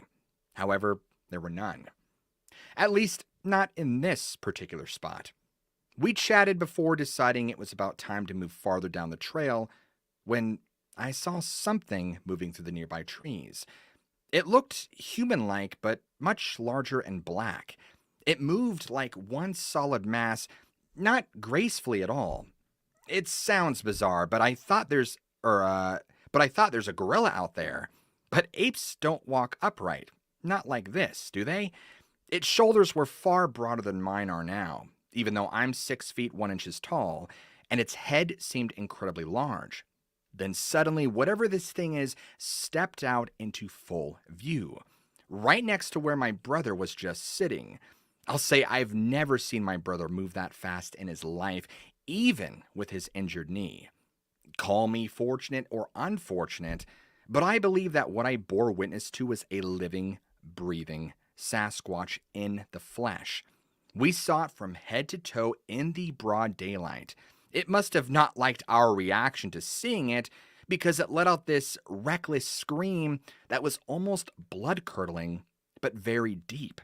The hair on my body stood right up. The sound kind of reminded me of what lions sound like, only louder and deeper. I think it was trying to intimidate us, but either way, we didn't stick around. We took off running, and we could hear this thing behind us throughout the trail beyond the trees. It was making this awful sounding, breathing, huffing noise. I could hear it pounding its feet against the ground as it chased us. We made it back in record time to my friend's house. We were all out of breath, scared out of our minds. We told his family what had happened, and they were kind of skeptical. They said it was probably just a bear. I know what I saw, and it wasn't a bear. It was the keeper of the forest, I call them. Bigfoot, Sasquatch, I know he's real. We all do now. Anyway, I've never been back to that area since. I don't think I'd ever want to. It was one of the most terrifying experiences of my life, and while it was fascinating, I'd love to see it again, and I don't think I'd ever want to encounter it again. I'm not sure what it was going to do to us. I don't think it would hurt us, but I'm not sure. I think it was just trying to scare us off. I'm glad it did. I don't know what would have happened if it had caught us. I'm not sure if it would have eaten us or not. Lol. So there's that one. You just tell me how many you guys want, because Awesome. There's all sorts in here. It's fun to watch you kind of change. And recently, I was talking to Matt, and Matt, I mean, every podcaster dreams of one video going really viral, and 100%. apparently, you had your stars lined up with a story you did on Matt with Matt. Yes. And exactly everything right. went viral for you, and certainly increased your amount. I mean, you had a lot of subscribers before, but then it increased even more. And now, but do you feel any? But do you feel weight, Matt, or weight now, Josh, that you have to now please all of those subscribers? Has that changed your thinking? It's definitely given me ideas as to far as like how to completely redefine an eyewitness experience.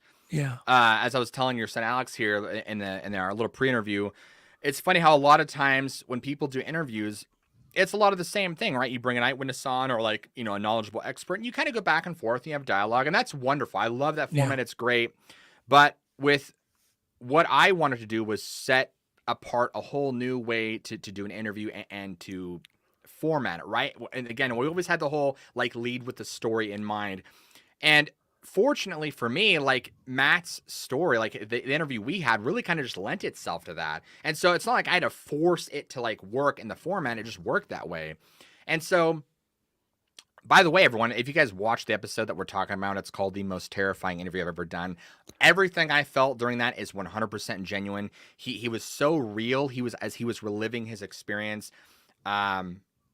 Yeah, I just couldn't help but react the way I did. I've never had that reaction to a story. And so, but don't you think that, you know, for some reason, obviously the powers that YouTube get behind it, where you did the right perfect thumbnail, you had the right story, yeah, you had that's the true, right yeah. attitude, you had the right guy on, Mhm. it was just, everything was perfect.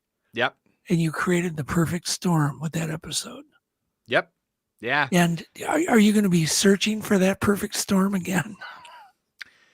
I mean, we're always searching for the perfect storm. I think a lot of it too is like, had him and I done that video and it wasn't formatted the way it was, and it was a lot of like me interrupting him, and it was very maybe like a little more disjointed, I don't know if it would have had the same effect, because I feel like the way you package an experience, because it's more than just an episode, it's an experience. The audio, the visuals, the way it's the experience. So I mean, his story, don't get me wrong, like his story is why that video performs so well. Because that is the meat and potatoes of the, you know, everything else is around like the plate and the silverware, like that helps lift it up. Because like if his story was garbage and he was like really terrible at relaying it, it would have flopped, no matter how good the thumbnail or title was. But you're right, it was a perfect storm with all these things in place that really just happened to really resonate with a core audience that people were like, wow, this is terrifying. Like this is so. Yeah, exactly. Matt really sold the story. It really did. He's like 90% of the video for sure. Yeah. No, but it's cool. But your thumbnail was perfect. Your delivery, your little prelogue was perfect. Everything you did was perfect, Josh. And you have and your podcast has a perfect title. So you kind of set yourself up for success. Well, I was like, well, afterwards, I was like, this is one of the best stories I've heard. I'm like, how do I package this in a way where it's just like, I have to click this video? Like, yeah, but I have a feeling, but I do have a feeling that some of it's just kind of dumb luck. I mean, you really felt terrified. So you put that in there. I don't think you sat there and went, ooh, what clickbait can I put in this? Or, right. Yeah. It just happened naturally. Right. So with YouTube, it really comes down to, did the viewer have a good viewing experience? Like that's really what it comes down to. And that obviously that's measured in metrics we don't know because YouTube doesn't release that. The way I like to tell people is like behind the scenes, if anybody is into programming or knows like programming concepts, YouTube is essentially like the algorithm behind like, you know, what an audience is essentially just a bunch of if statements, because it's like, okay, well, if this particular video performs like this in this amount of time and it gets this engagement and watch time, then do this, and do this is just expanding it to more people. And so really the way you have to have that is, just having a great viewing experience. Again, that's just how you package everything. Now, again, that video could have completely flopped had I put like a stupid title or like a terrible thumbnail. That could have broke it. So yeah, you're right. Like everything lined up, and that got people to click, and then people stayed for the story. Well, then people, but so much of it is them sharing it. Them sharing this podcast with their friends and family, and then YouTube noticing and sticking it in front of people, and it's everything. It's not just one thing. I like to tell Matt, I'm like, hey, I made you a celebrity now. Because at this point, over 700,000 people. Like, in our niche, that's crazy. That is crazy, I'm like, dude, in like 6 weeks' time, I'm like, go off. Like, you're big now. Like, you don't need me. What are you doing? Yeah. So it's awesome. wild. I think for eyewitnesses, that's probably the best way to do it. But the other thing too, Josh, you have a great voice. Oh, thank you. You have a great style. You know, it's everything. And so definitely, hopefully you can continue and take advantage of all those new subscribers that are depending on you. And you can keep delivering good content, because that's a little scary. I mean, it is.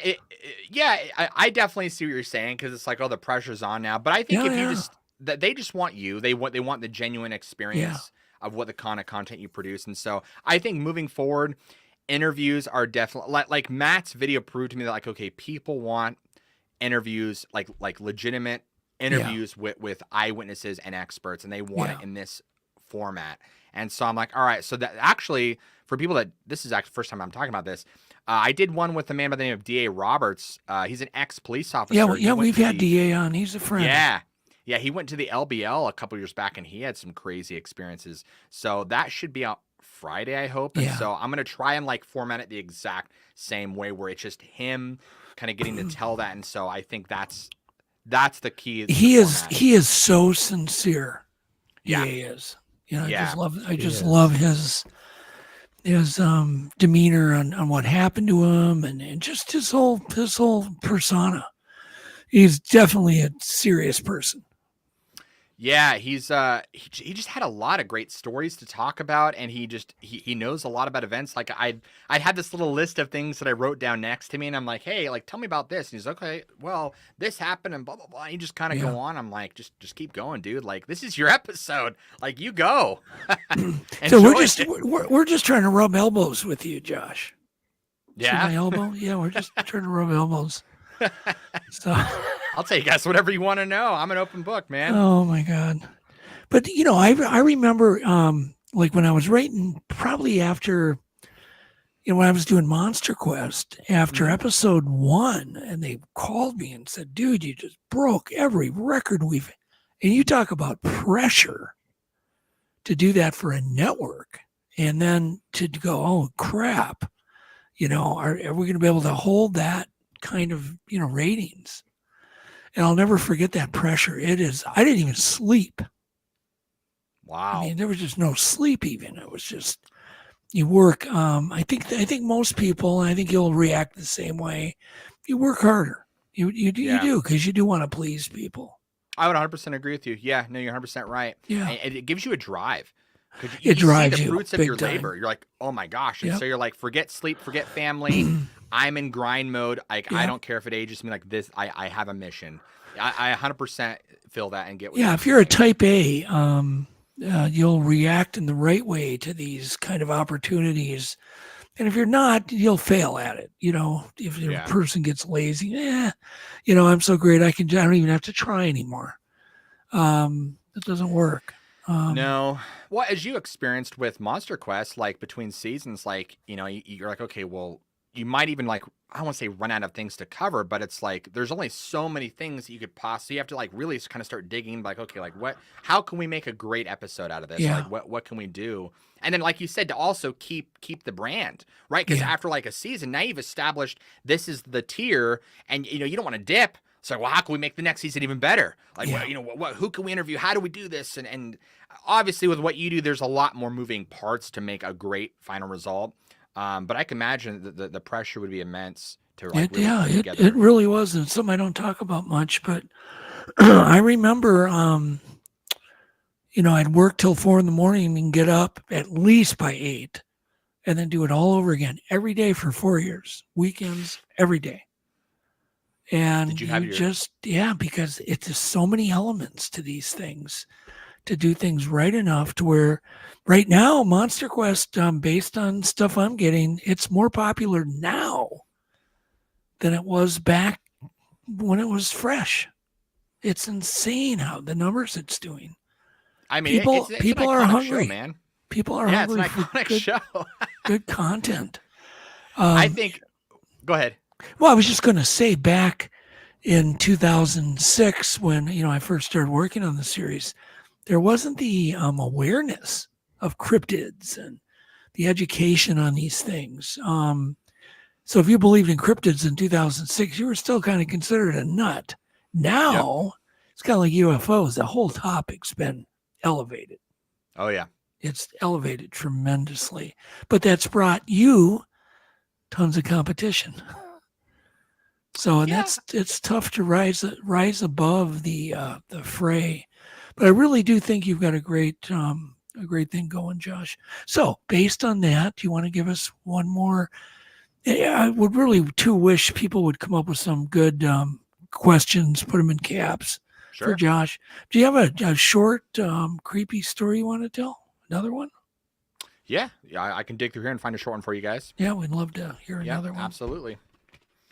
Let me see. Oh, actually, I know a good one. This is, I think, Good. maybe I've told this one before, but it's short to the point. I think you guys will enjoy it. So this actually takes us into the ocean.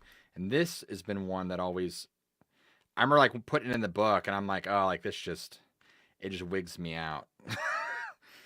It's like the, just knowing like what could be. Let me see if I could find it. All right, it's 235. Is this it?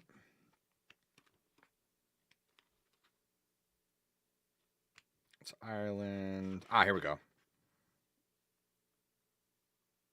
Yeah, here we go. Submitted by Anonymous. Time 2002. Location the coast of Mexico. I'm sure you're no stranger to terrifying, large, and harrowing fish found out at sea by fishermen, but just like many of the details you describe in your accounts listed on your channel.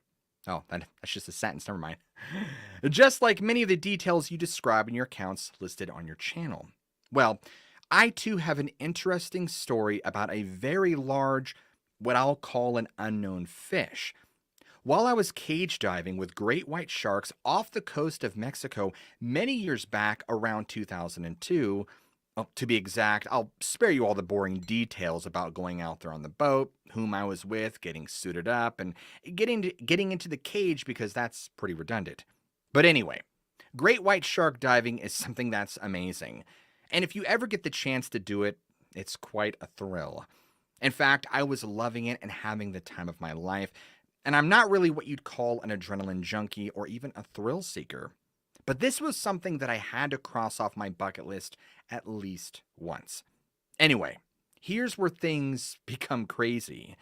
I'm in the cage, watching these beautiful and large, majestic fish swim all around me, knowing I'm literally within 20 feet of a man-eating predator, as Hollywood portrays them to be. But there's about 3 of them swimming around me. And that's when I noticed their sudden disinterest in swimming around me. If that makes any sense.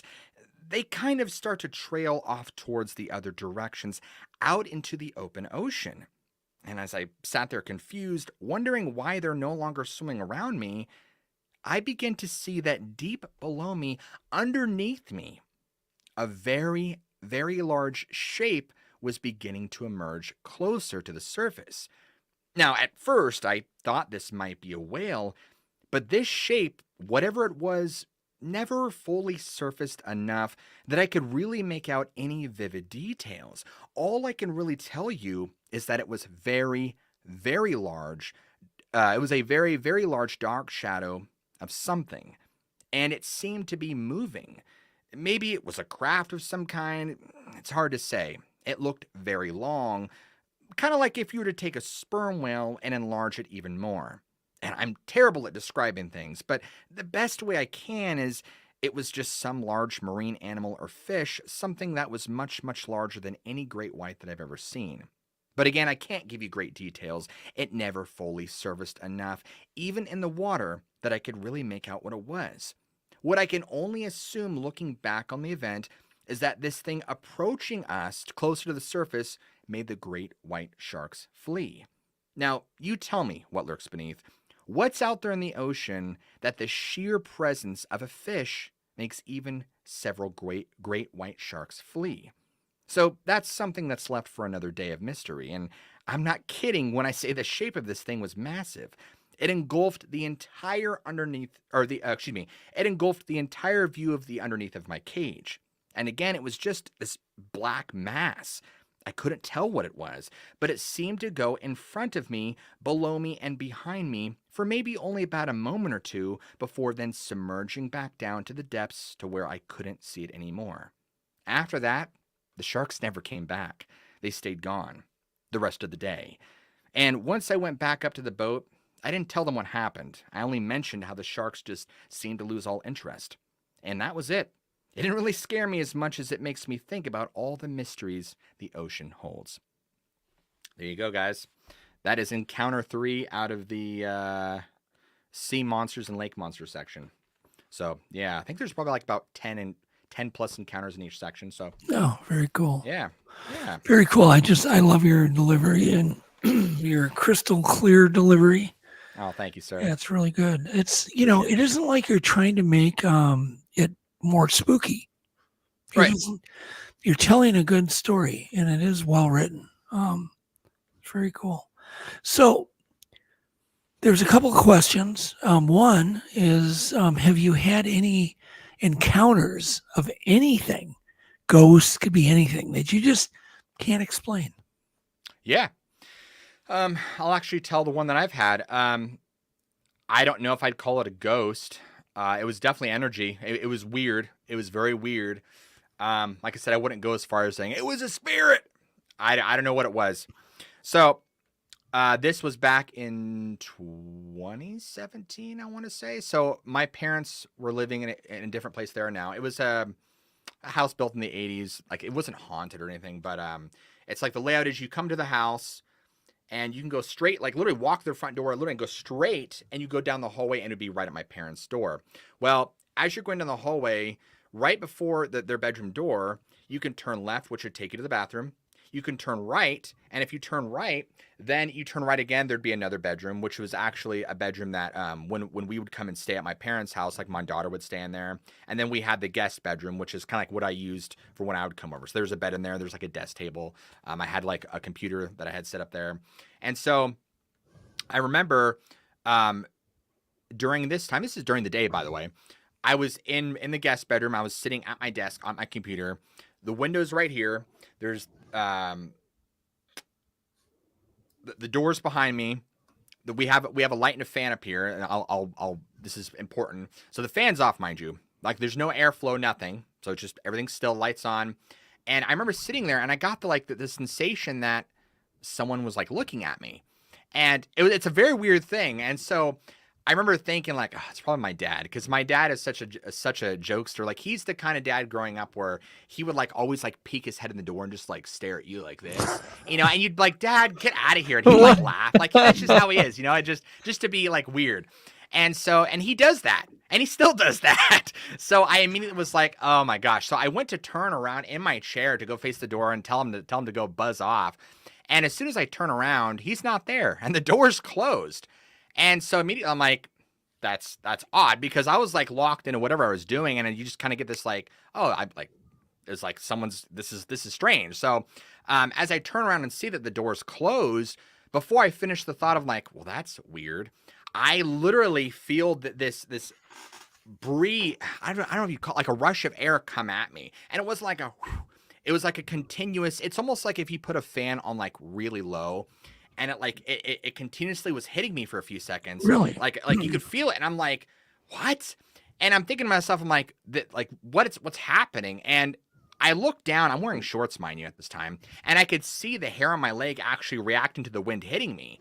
And like, it's moving. And I'm like, okay. So I look over, the window's closed, the fan's off. There's a vent underneath the bed. There's no air coming through it. And so I'm like, this is weird. And again, this is all happening within like three seconds. And so within like a few seconds of this air hitting me, I began to feel this like, I don't know what you'd call it, but it's like electricity, like electrical static all around me. Okay. I didn't feel any fear. I didn't feel like, you know, I'm going to die, that there was nothing like I was connected to God, nothing crazy. It was just like static electricity. I'm like, this is weird. It was weird. And it lasted for, I don't know, maybe 5 seconds, and it kind of just dissipated.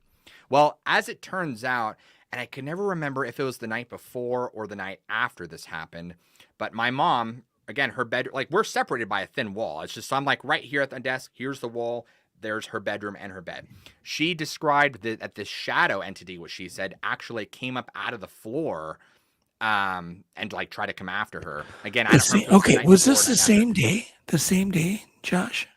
Like same day as what? I'm sorry. As you were feeling the static in the wind and that the shadow thing happened. I can't remember if that happened before or after. Oh, okay. But like I said, this was same time frame. Same time frame. Yeah. It was within 24 hours. Oh, because okay.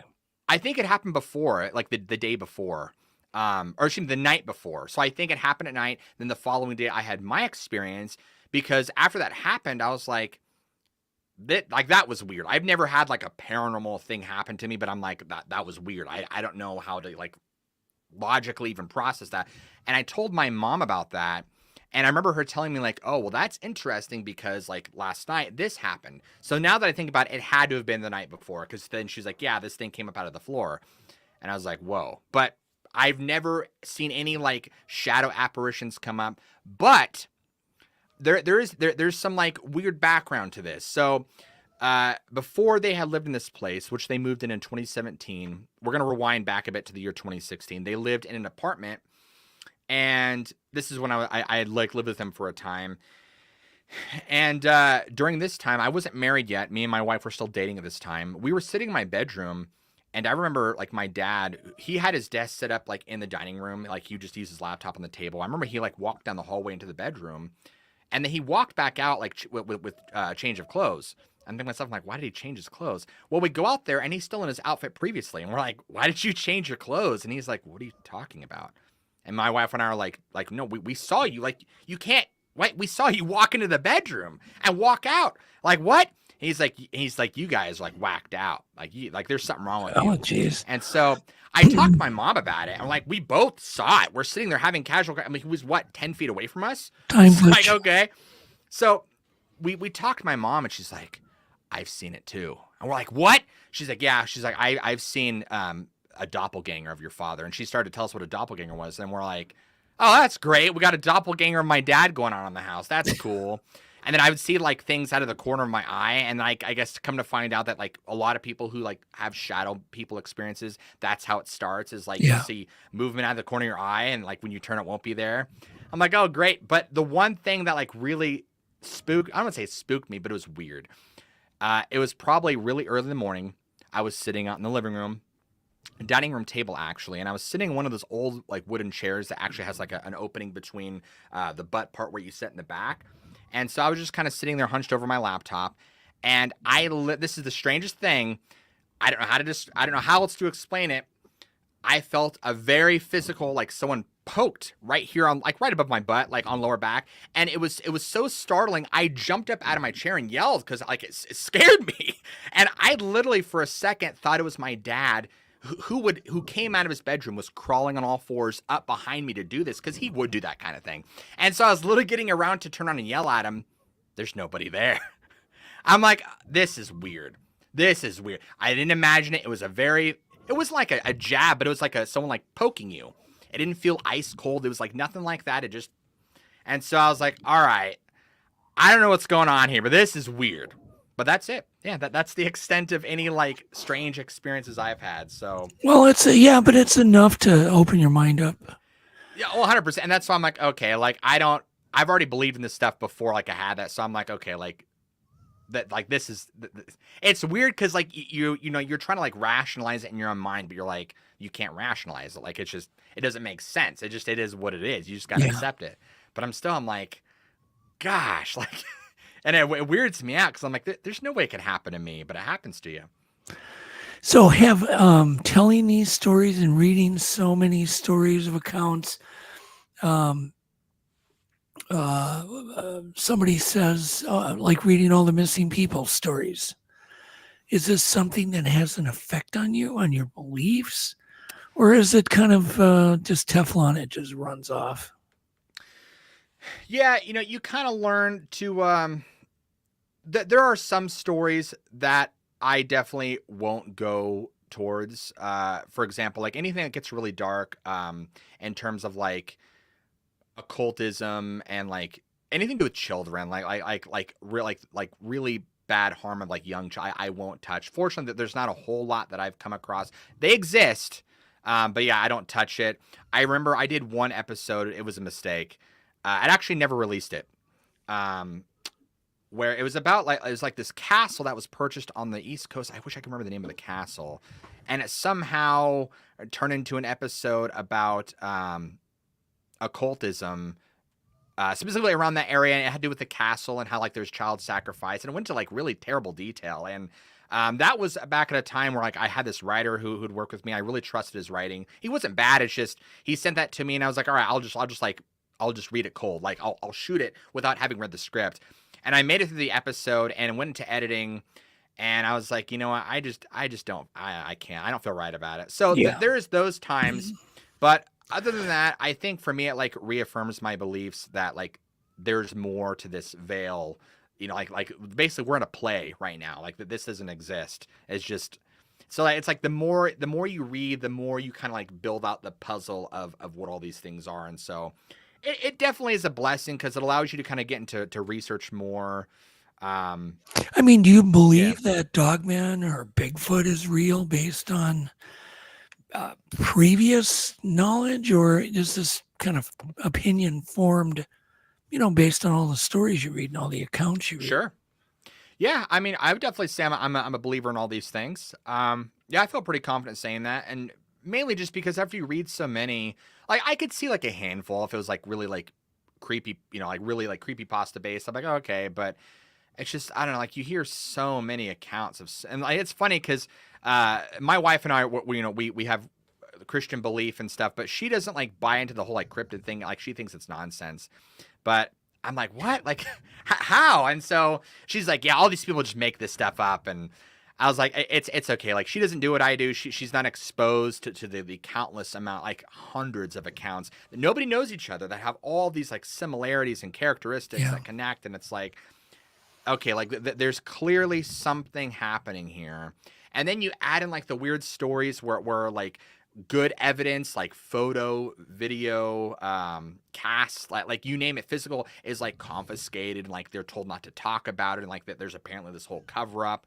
In fact, coming to my mind is the whole Joe Barger story, which if nobody's heard that, long story short, it's this truck driver who in the Manistee National Forest apparently shot and killed one of these things while it was trying to get into his truck. And then he was later accosted and arrested by unmarked government vehicles. They took him to this undisclosed location. They sat him down. They said, look, you killed one of our assets. And he's like, what the hell are you talking about? And they're like, listen, they're like, if you don't stop talking about this, they're like, we can make a lot of bad things happen. You know, maybe you piss dirty for your UA, for your truck driver job. Maybe you lose your house. Maybe your bank account seizes up. You know, we can make a lot of bad things happen.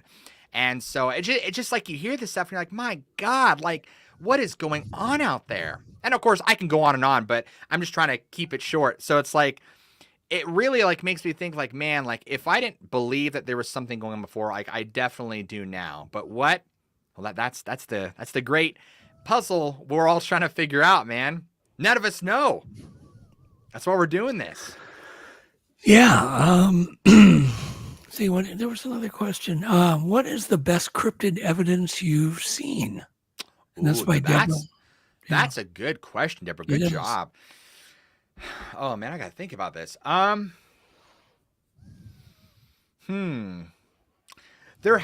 wish I could like name specifics, but there have been some pretty disturbing videos, and I would say more videos that have been like shown to me in private that I thought were like nothing where you could like clearly see, oh, like that's a Dogman coming up to your house, but there was one in particular of a Dogman that I could really recount that it actually like kind of scared me to watch because it was so realistic. And as far as I know, it's not available. Like I get shown things public, good and bad.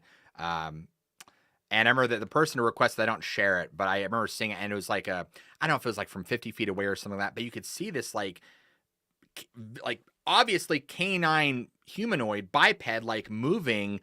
And so the person's like recording it, and this thing was like kind of like going side to side. I don't think it noticed the person through the trees, but there are a few points where you can actually see it in better detail. It had its mouth open. You could see the teeth. You could see the saliva. It was daytime. I wouldn't say it was like HD footage, but like it was good enough where I'm like, that's really scary looking. Like if that is a costume, it is better than a lot of Hollywood costumes I've ever seen. And there's enough lighting where you could see like the muscles rippling and moving as it like walked. But if you want to ask me like, well, what werewolf did it look like? I don't remember that exactly, but it looks scary. It was enough that I remember it left an emotional impact where I'm like, I don't want to watch it anymore. It's scary looking. Yeah, I wish I could remember when I think it was like in the last year or two or something like that. Since I've gone on camera, I've had a lot more sent to me. Obviously, I've got pictures where I'm like, eh. And then I've got some pictures where I'm like, oh, wow. Like, you look like you might have something there. But I think that might be the best evidence. I know that probably isn't like a great answer to your question, but it's honestly hard because it's like, okay, you're dealing with a field that doesn't necessarily have physical evidence, or if it does leave anything physical behind, there's not a lot. Oh, I will say this. Some of the best evidence I've seen, or I guess I should say I've heard of, is probably when you hear stories about people who find like dead animals ripped apart in horrific ways. And a perfect example, I can't remember like the specifics of the story, but this portion of it sticks out to me. And I think it was a Dogman one. Where a gentleman was in a tree stand or was around a tree stand, and he had found it was an adult male black bear, which by the way are large animals for those of you who aren't familiar with black bear. I mean like how big they get. And he said this thing was ripped in half. Like not like in half, but like ripped it was ripped open, and it looked like there was carnage happened to it. And sure, you could say, oh well, it was another black bear, but I remember him just going on about like the level of carnage that had took place. Like this thing had clearly fought for its life and was just torn in pieces. Obviously coyotes don't do that. Wolves don't do that. Other black bear don't kill like that. There's certain characteristics when you learn about, cougars and all these animals, how they kill and what they do after they kill. And then you hear these stories of like finding a dead grizzly bear, like, that had its head torn off, which by the way was another story that scares me. It's from a park ranger who I think it was in Yellowstone, maybe. Anyway, or no, it was Yosemite. Yeah, because they're the ones that had the grizzly bears. He had stumbled upon a den and he found this grizzly bear with its head torn off. And so you just hear stuff like that and you're like, oh my gosh, man! Like, and it was like sitting next to it or something. So you're like, it was left, untouched. There was no fight. It just. So it's those kind of stories where you hear about like large animal predators just being torn to shreds, or like finding. There's been multiple stories where they found like dead doe, like 60 feet hanging up in a tree. Yeah. Like what? Not skin, just like dead with its neck twisted, and just left up there. Those, I would say that probably answers her question the best. I think those are the ones that I'm like, okay, that scares me. So it's an interesting take. Tripping up on you, says Josh, with all of the national forest stories, what do you think is taking people? That's a good question. I feel like David Politis might be better educated in that department in terms of what he thinks, but honestly, I don't know. It's weird. One story that comes to my mind is it's also from, I think, his book, but it made its way on the internet, and I'll kind of give you the condensed version. Is a young boy was taken from his family. I wish I could remember the national park, and his claim is that he was taken underground, and that like this old lady was mean to him or something, and she had like a glowing forehead, and that she tried to get him to go poop on like a piece of sticky paper, and he couldn't go. And this is obviously from a 5-year-old, and so he's like, yeah, this lady got really mad at me and took me back up to these bushes where she's told me to wait. And then my parents found me, and apparently like several hours had gone by that he was missing. And of course, as he's telling the story to people are like, what? Like that? None of that makes any sense at all. Like what? Like what? How is that even? See, he hears stories like that, and it's like, are we dealing with like something supernatural here?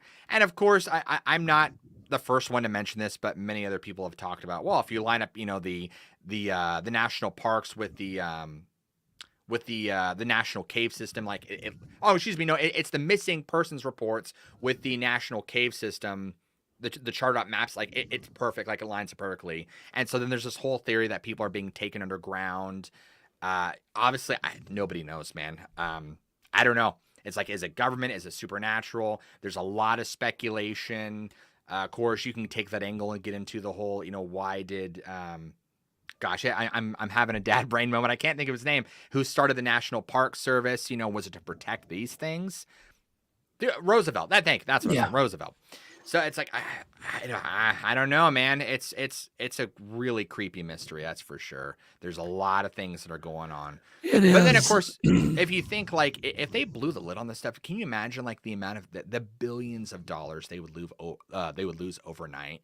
Oh, it'd be, and you'd have mass panic too. So it's like you just cover it up. It's quite a phenomenon, and I've worked with David and heard many of the stories firsthand from him, and it's definitely make your skin crawl.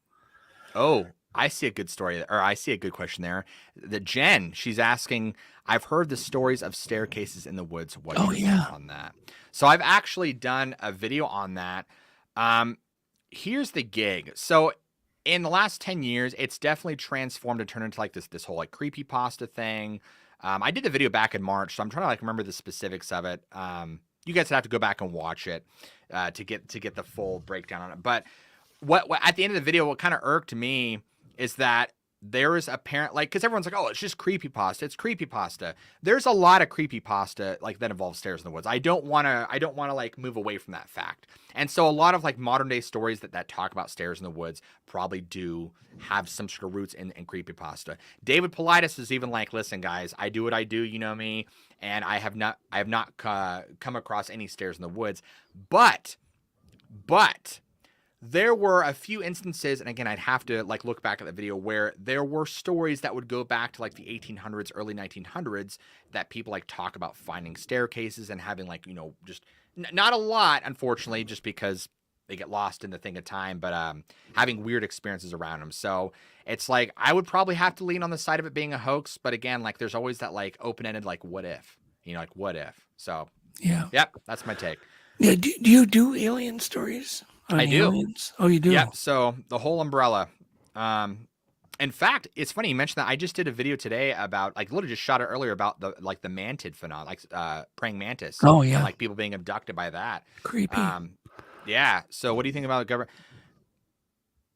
I think they're intertwined, like the alien. Like I think it's all under one umbrella. That's kind of an ambiguous question, though, Deborah. Like, do you want to get more specific? Because I can give you a really long answer for that one. I guess I'll try and like give you a really condensed version. And what I'm going to say is specifically driven by data, and the data specifically is from all the stories that I've collected, all the eyewitness stories and testimonies that I've heard.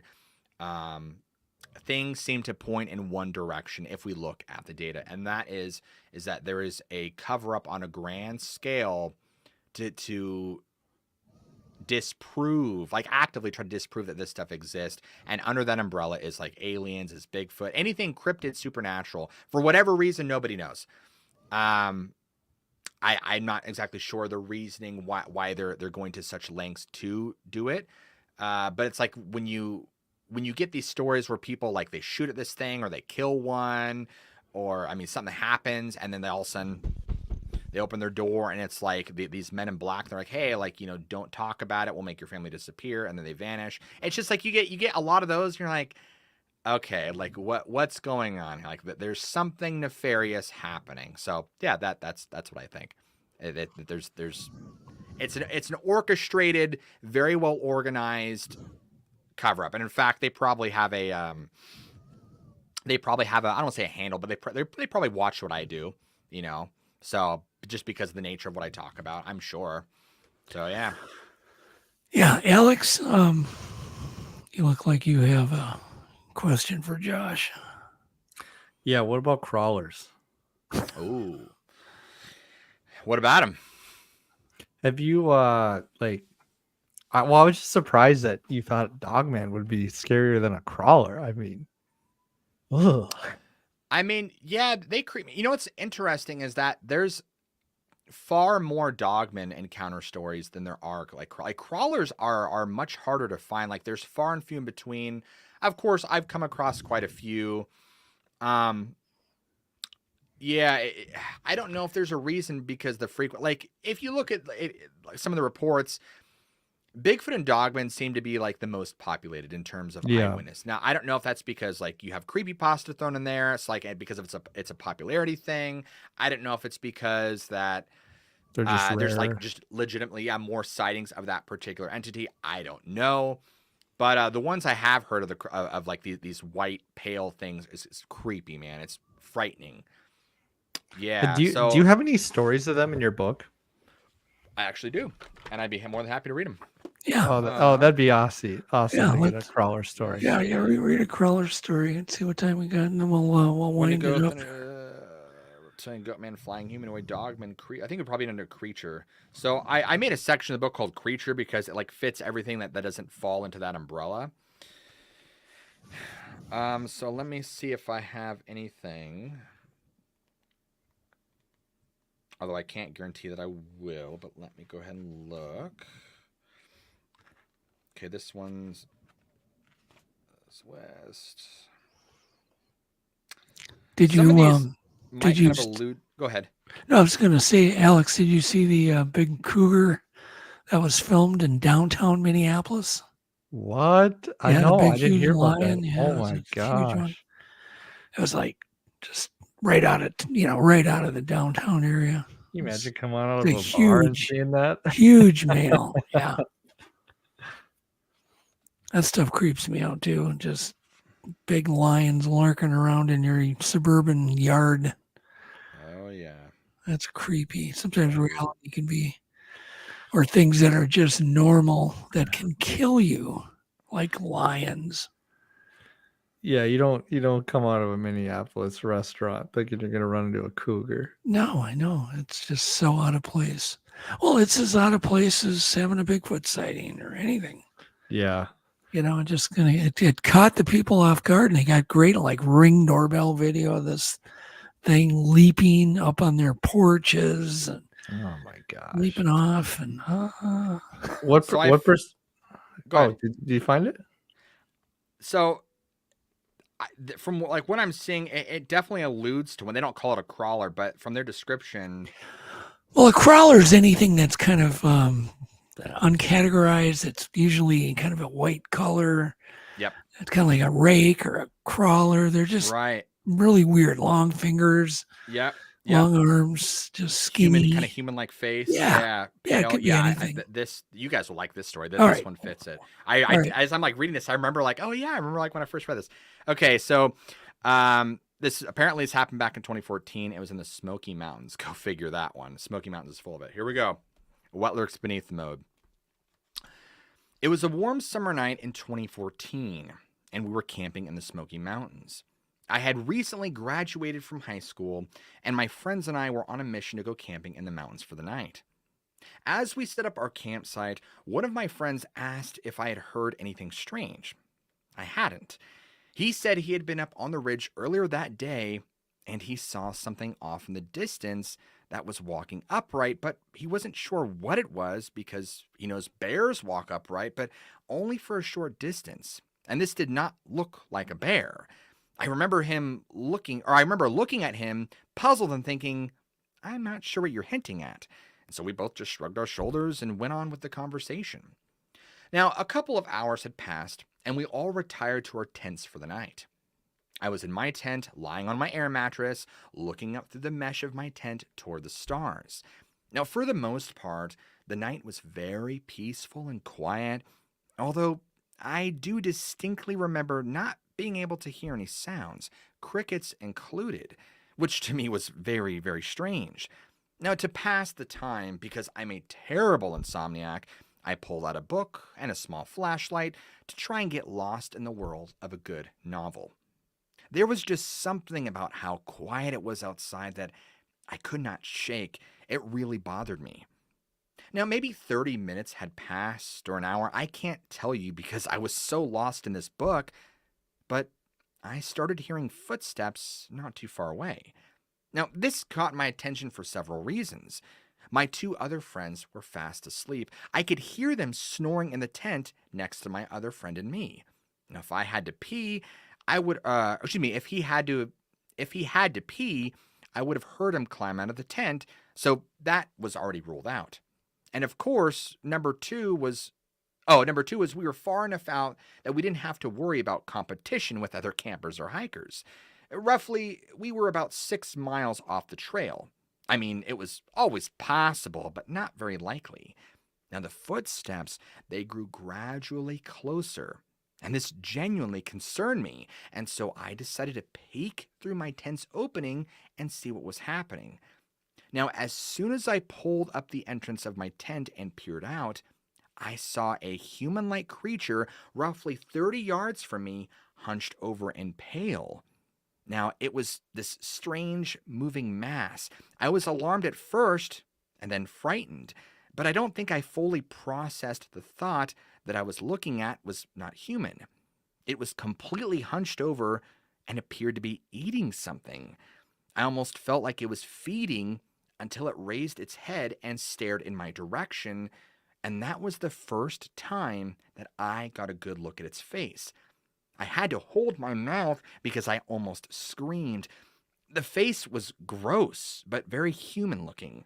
Blood all over its mouth, and I could see through the hole in the tent this thing had a dead rabbit that it was holding in its hands.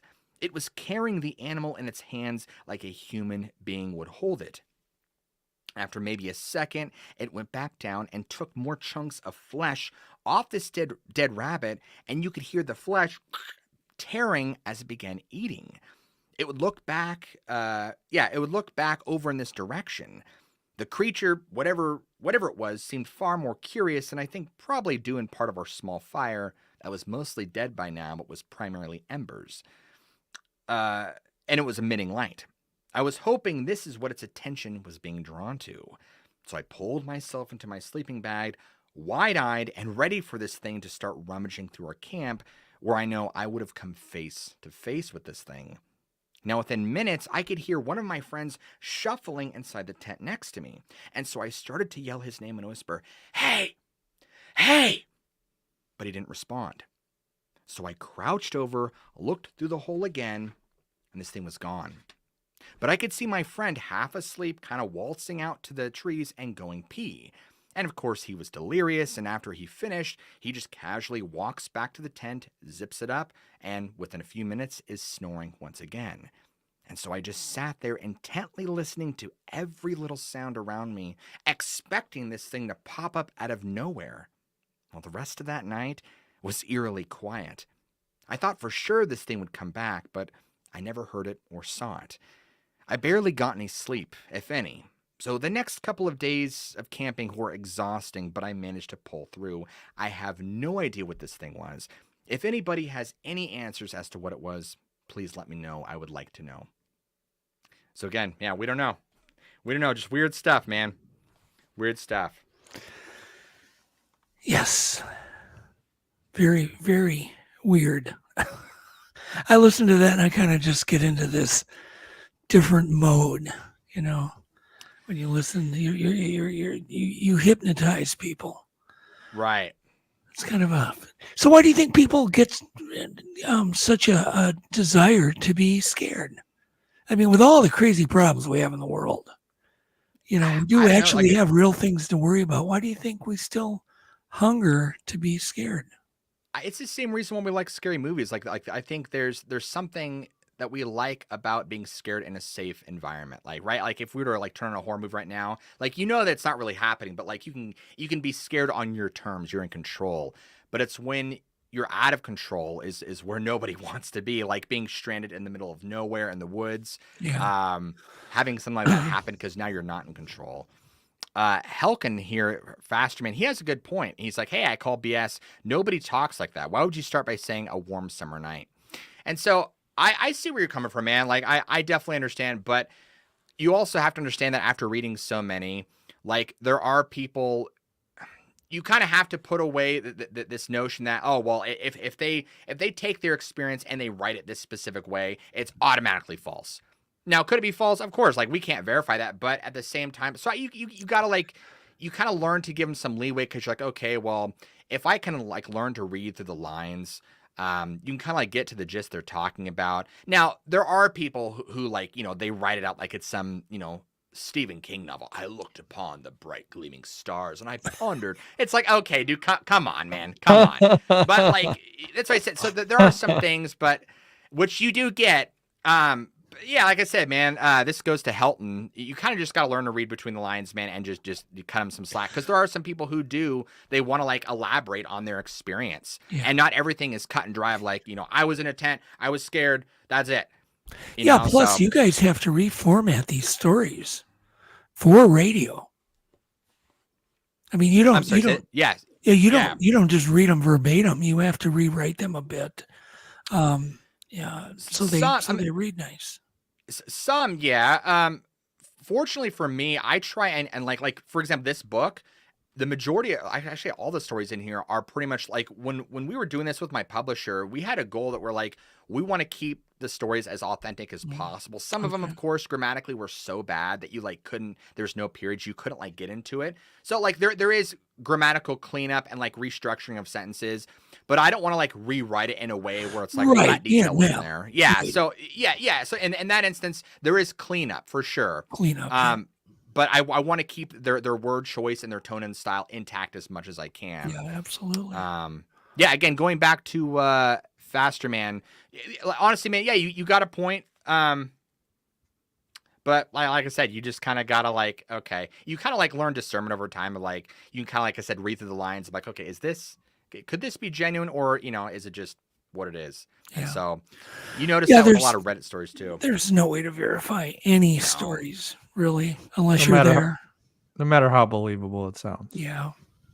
Unfortunately. Well, what's crazy, and this actually, this goes to including myself. Like, if you were to hear Matt Emsh's experience in text, if you were to take what he said and just read it in text form, I'd be like, this guy's full of shit. You know what I mean? Like, you wouldn't. But after seeing him tell it, and you see his emotion, you see his face, you see his eye, and you're like, oh my gosh, like, this is why I'm being affected. I'm like sitting in a therapy room as they're reliving a trauma. That's why I was emotionally affected. And so it's like, wow, like once you kind of see that raw reaction, you're kind of like, okay.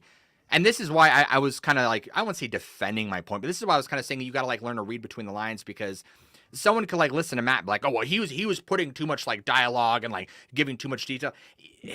Recounting experiences, especially traumatic ones, aren't always as simple as that. You know, so it's like you really gotta, it just comes with time. Like once you kind of like go through enough experience, I'd like just reading through and like listening to a lot, you kind of learn to discern Of course, we'll never fully discern, right? Because we can never tell 100% who's true and who's not. But you kind of just learn, like, okay, like I hear what they're saying, but I kind of also hear what they're getting at. Hopefully that makes sense. So, especially seeing it. Yeah, it does. It does. Well, thank you so much. Again, your show is, your channel is What Lurks Beneath. I would imagine it can be found everywhere podcasts are found. Right? From surprisingly, I'm like not really on Spotify or Apple. Like if I am, it's like little bits here and there. So I need to up that game. So, but yeah, in terms of YouTube, that's the main thing. I'm on TikTok, Instagram, Twitter. So yeah, people can find me if they want to find me. Yep, What Lurks Beneath. It's a great show. Please check it out. And can we see your book one more time? And absolutely, they can order that on Amazon, I would imagine. Yep. It's called The Big Book of Monsters. It's got about 150 encounters, I spanning love the over title. 300 pages. Yeah. I love the title. So, what a great Very title. cool. The Big Book of Monsters. I don't want to look at it ever again because we spent like months with the manuscript and editing. I've read all these stories so many times, so I'm like, I'm done with it. I'm done with it. But hopefully volume 2, I don't want to say this and people are like, you said it. But I'm hoping that volume 2 can make its way out in 2024. We'll see. No promises. But yeah, that's volume 1, by the way. So hopefully we can do more. That's the goal. Awesome. Sounds sweet. Well, thank you everybody in chat for all the great comments and interactions. And again, thank you, Josh. Thanks, Alex. And we will see everybody next Wednesday. Take care, everyone. Thanks. Thank you, guys. I call you up in the middle of the night. Been bothered by dreams, ain't feeling alright. You give me comfort, say just give it some time. By the end of our talk, I'm feeling just fine. You and I will always know where we belong. This ain't no ordinary love we got going on. I'll pick you up in the 59 Ford. We head on down the road until we get bored. Just you and me and the sun and the wind. If the rain should start falling, we'll head on home again. Everybody else can see where we belong. Oh, ain't no ordinary love we got going on. At the end of the world, together forever is one, and I'll wait if ever you should be